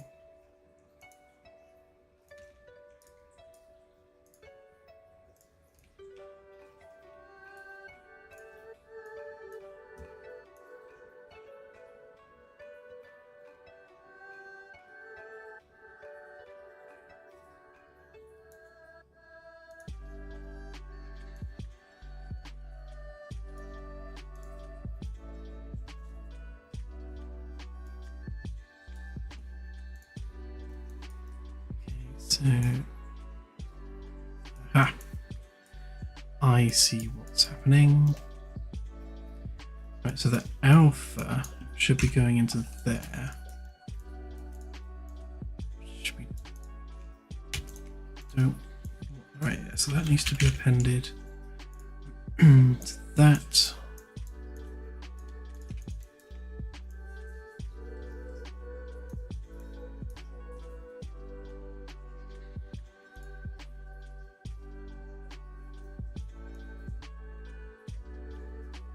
Right, that should make that a vector 2.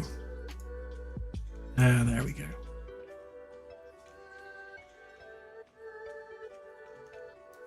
Right, that should now work. Yeah, there we go. Perfect.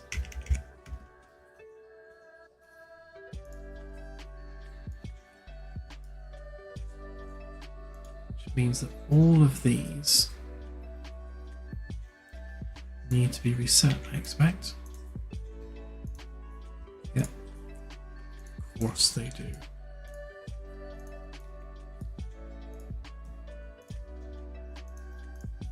Note all that.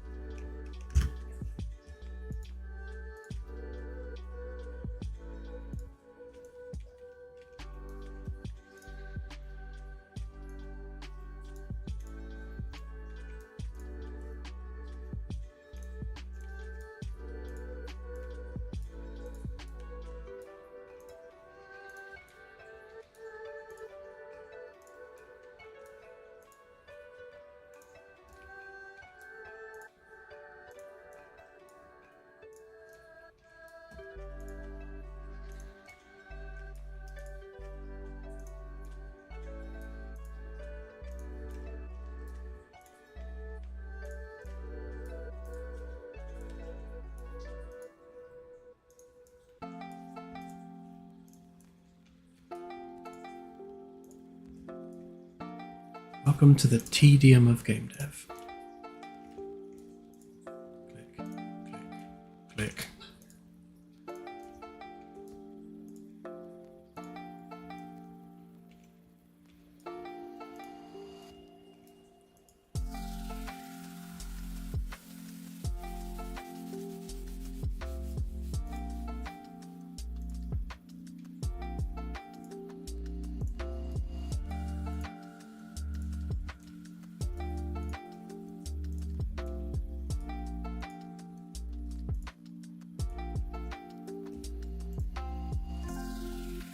Why are the defaults messed up?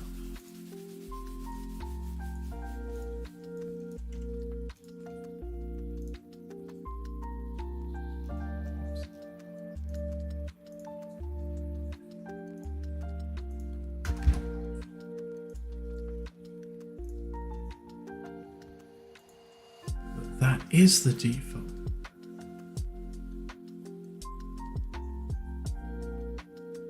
No, that one.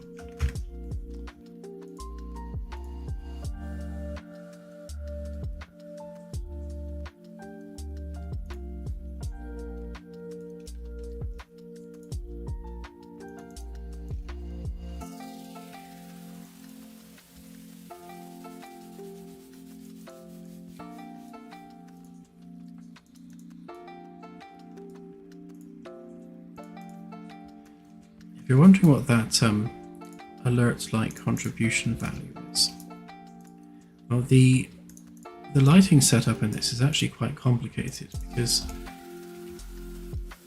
in order to have alert lights, you need to have a lot of them, and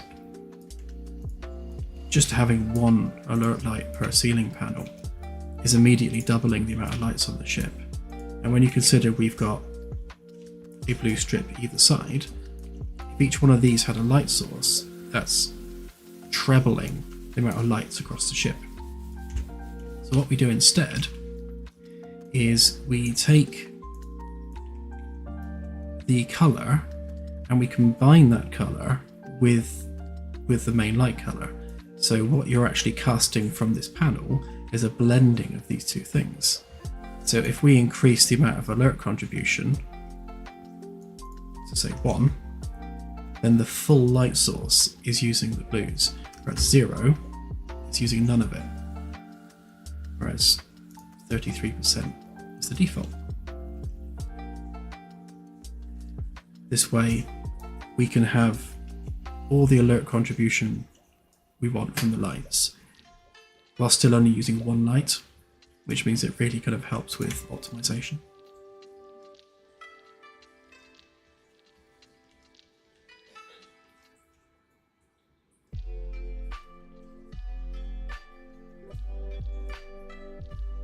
Yeah, the ship's already got various different alert states, but there will be separate audible alarms for things like general quarters, abandoned ship, there's a fire, contagion.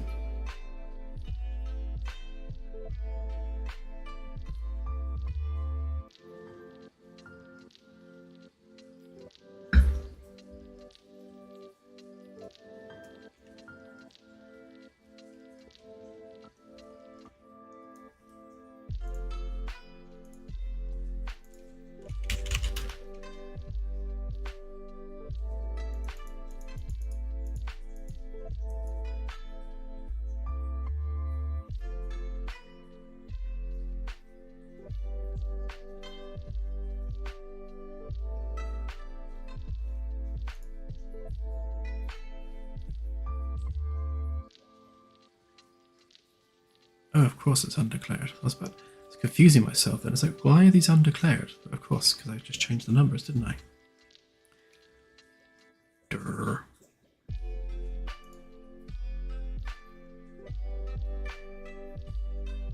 Leave them for now. Right, so yeah, we want to copy this one to this one. This one doesn't have one yet.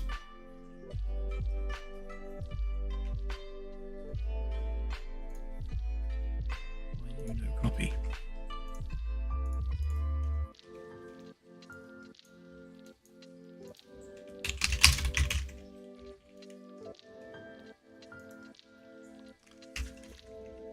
Configure. I really can't spell tonight. Well, or any night for that matter. Hang on, what am I doing?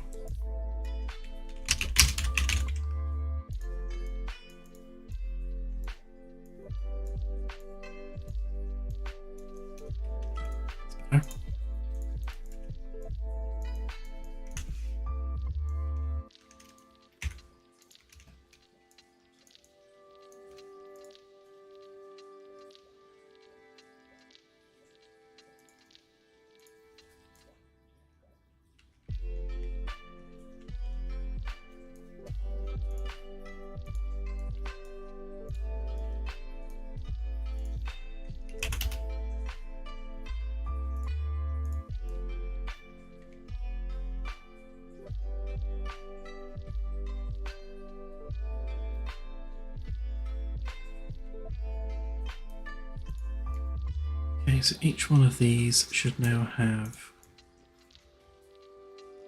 a GI ball.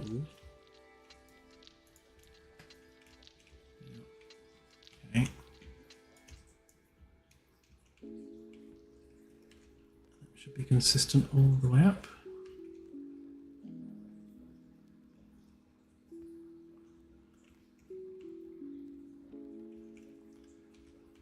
Okay.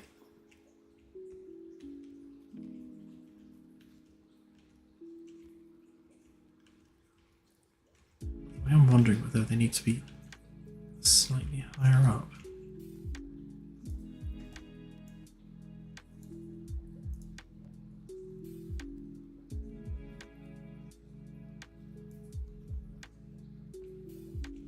Oh, if you're talking about these poles, yeah. This is a side effect of all the decks having moved. We've got that extra bit of cavity between the decks now.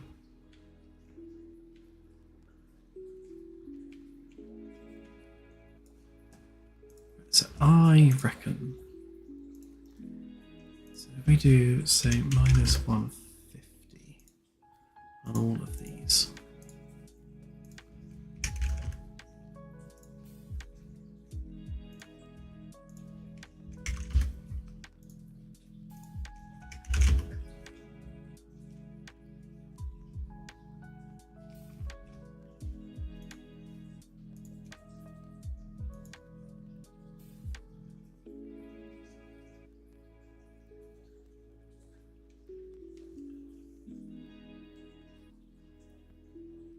Wow, Joe Johnson, thank you for the 100 US. That's unexpected. John is here. John is very much here.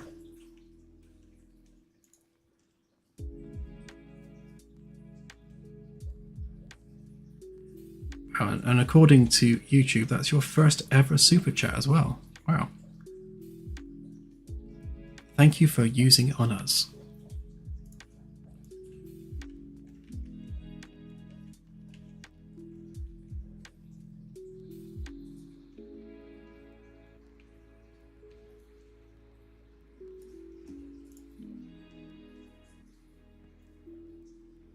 That is not bright enough, so we want to be able to tweak that a bit. So let's go for 0.25. It's probably going to be too bright, but we'll see.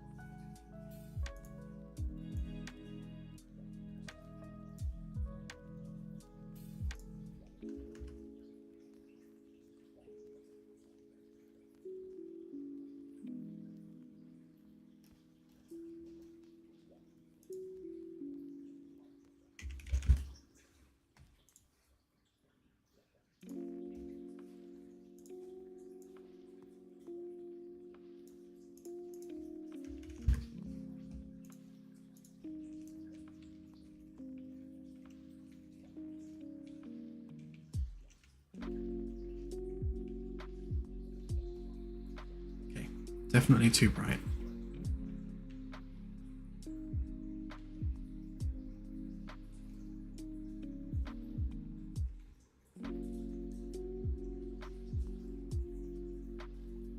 And this is the issue, basically, of using an additive material rather than the light.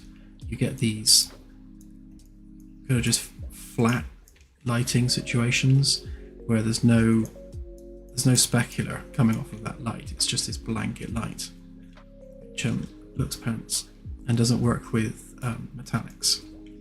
So this material here is fully metallic, which it probably shouldn't be, actually. Not until we're using nanite.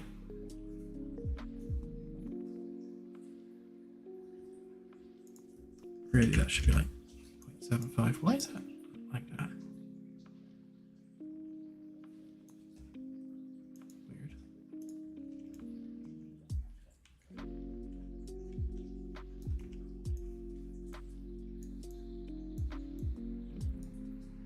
Why is there no roughness? Why is roughness set to 1? What is going on?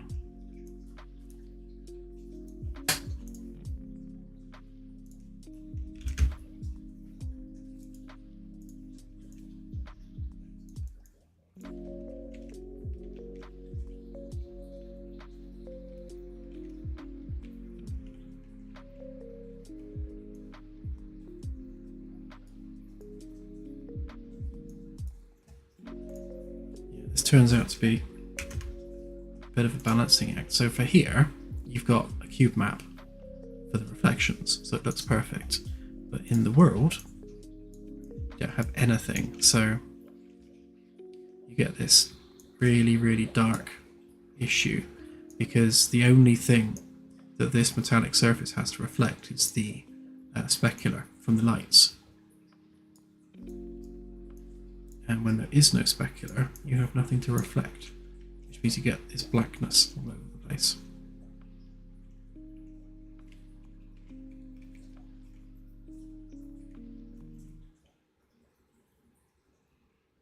Doesn't look too bad from down here though.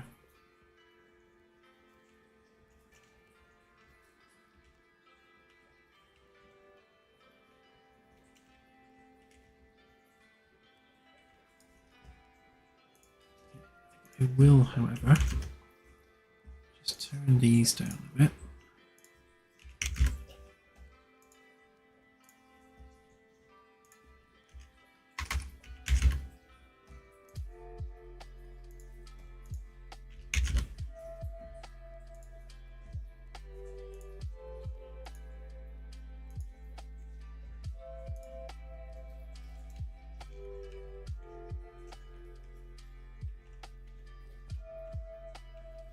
It's not as bad.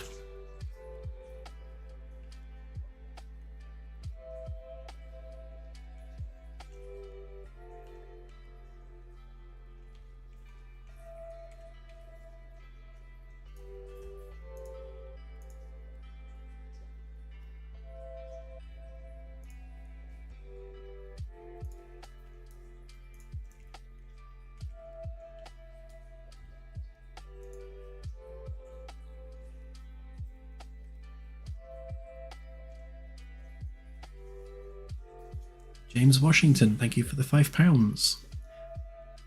Commodore Never Ray reporting in. Love the dev stream so far. Hats off to you and Claire for building such an awesome concept. Thank you. It's hopefully all going to continue to get more exciting as we go along.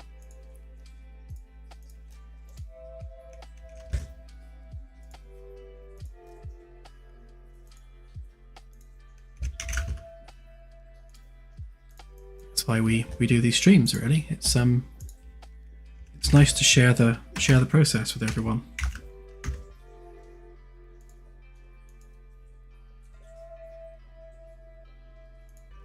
And you can see that, you know, some days I am literally just copy pasting and clicking things.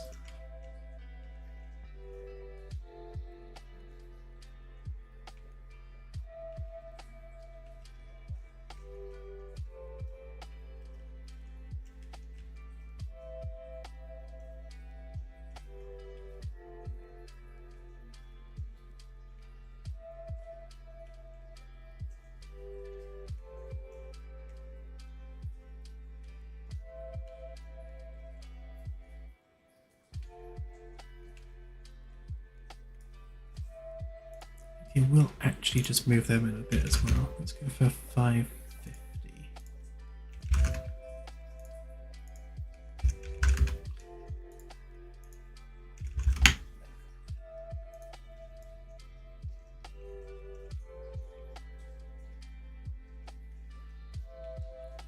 Essentially what I'm trying to do is trying to remove this kind of matte texture as much as possible whilst retaining the lighting.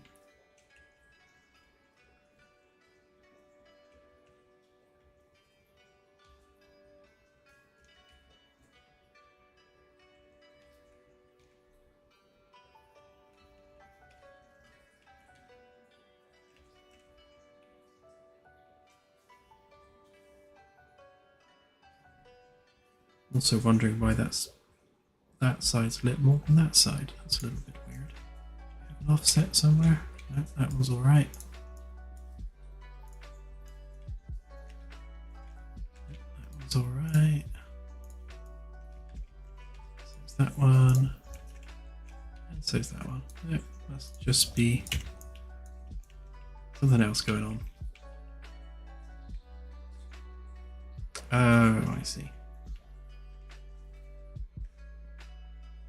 It's because these ones have their light right in the middle there.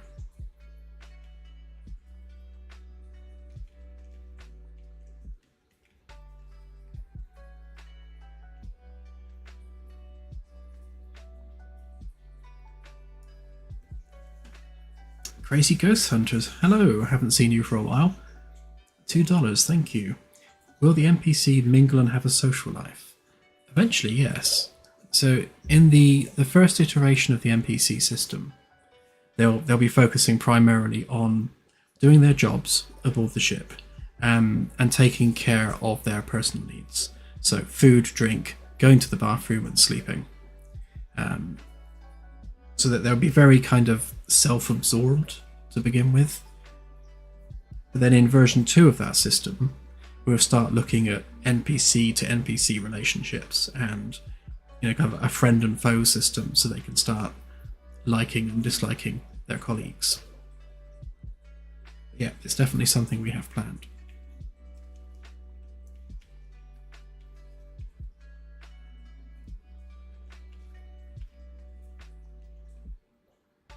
On this particular light, I'm going to hide that. What does that do for us? That actually... Yeah, that is actually better, because we don't have a light kind of interfering with that then.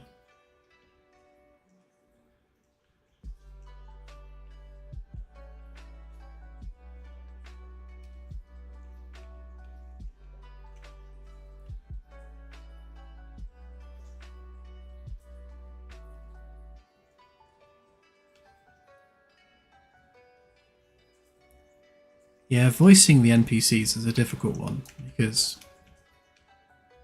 there's going to be 200 of them, and we probably can't give them all unique voices. But we'll see what to do with that. It might just be the case that they have simple phrases that are voiced, or how you have it in other games. Like you'll go up to an NPC, and they'll have a full dialogue, except they'll audibly say, like, hello, or well met. And, like, how can I help you today? And then that's the only bit that's voiced, and then the rest of their dialogue is just text. So maybe something like that, where they just go, hi there.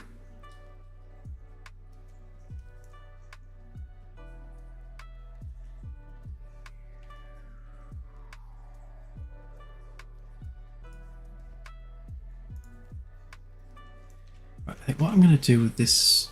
No, not that one. With this one,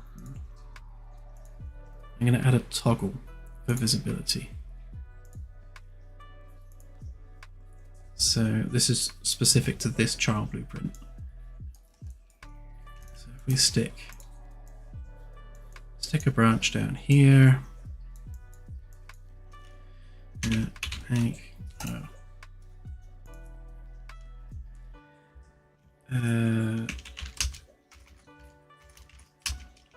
spelly good.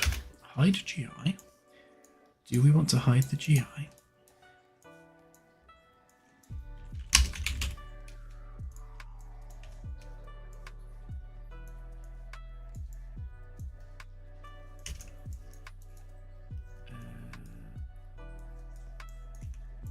Let's do it this way instead. Actually, no, let's not do it that way, because then I can't see an editor.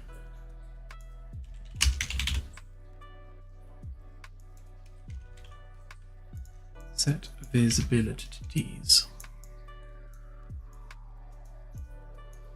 So that needs to be opposite way around, doesn't it? So hide GI is true, then don't make it visible. If you're not hiding it, then you are making it visible. And then that needs to be instance editable. And it needs to default to off. So then that is on there. So then we select that one. We can hide that one. And that one. And that one. And that one. And yet we're still retaining 360-degree lighting on the other ones.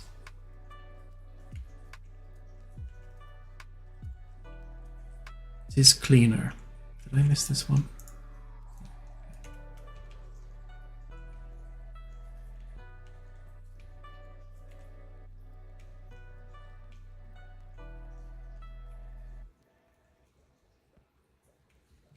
This one still looks like it's off center.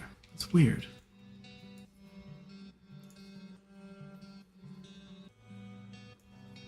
It is off center. Why are you off center?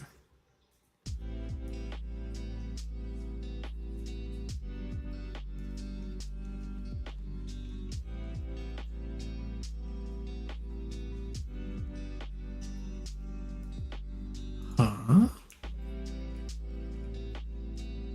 It's definitely not off center.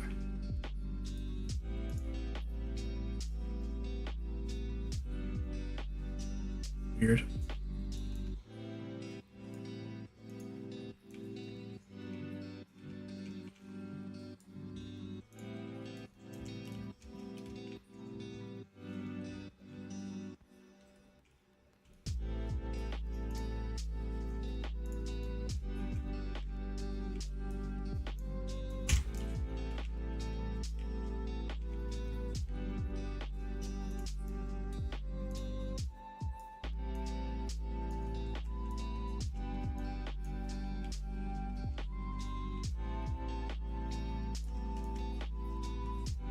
Don't know why, but it's fixed.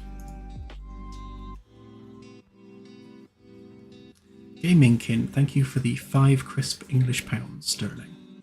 Very much appreciated. I shall put that towards the shed fund.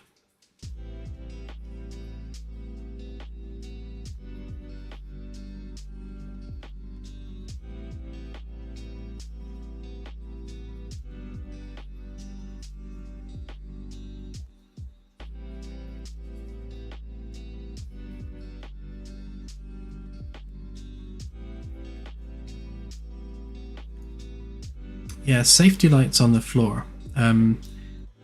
Funnily enough, that is one of the reasons why there is a gap under the floor now. Bad example, this one. Worst example, hang on. Yeah, so one of the reasons I've added this gap under the floor is so that we can route some cables through for the actual floor panels. That way, we can have like LEDs embedded into the carpet or whatever else you put on there.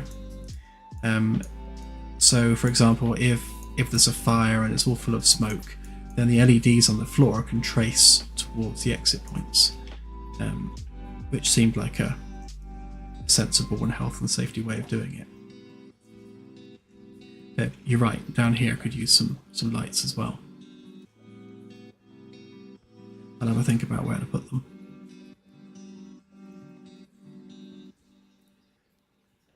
James, yes, the magnifying glass thing. So the way I'm going to handle this is, at the moment you can right click to zoom within the game, and in the accessibility options I'm going to add the ability to configure just how much that zooms. Let me give this a quick play a minute, make sure it all works whilst playing.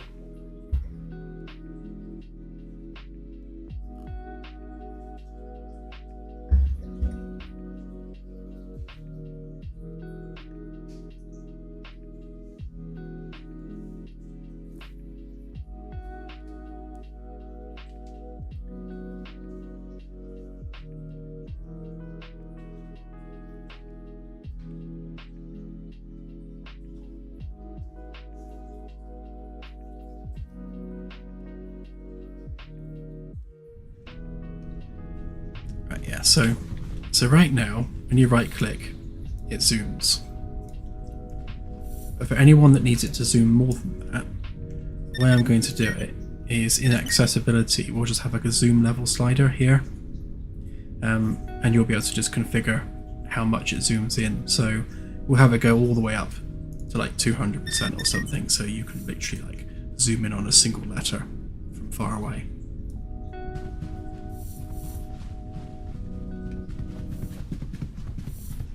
Oh look, I done broke the balustrades. Well done me.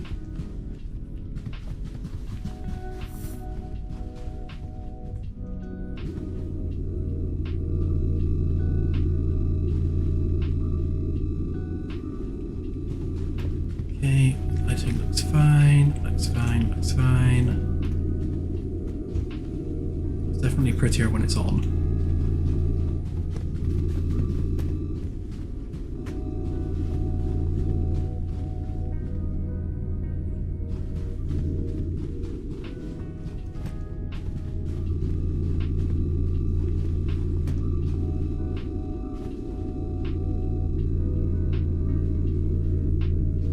Yeah, I mean, using a mouse wheel whilst you're holding down the right click, that could definitely be a thing.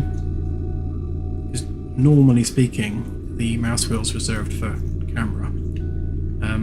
But yeah, holding right click and using the mouse wheel, there's no reason why that can't do the zooms.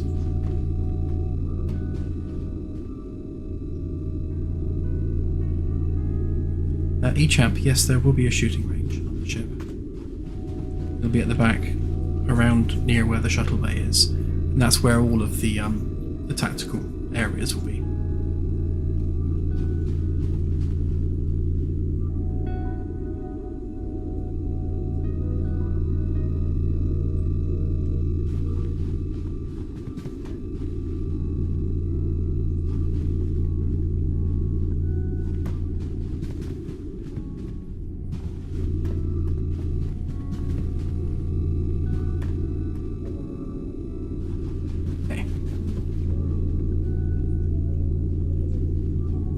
Thank you. Not quite sure why it's that bright, to be honest.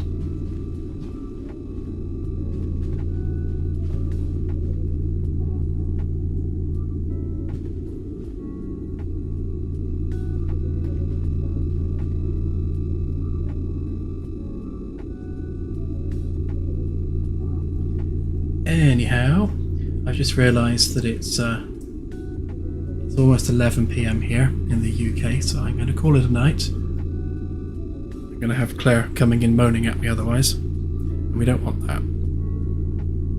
So thanks once again, everyone, for watching the stream. I will be streaming again, what day is it? Sunday, so Wednesday at 8 PM BST. So I look forward to seeing you all there. And yeah, I think that's about it. I don't really have any news or public service announcements or anything tonight. It's just a normal chilled stream. So I'm going to go have a cup of tea, and I shall see you all on Wednesday. Bye for now.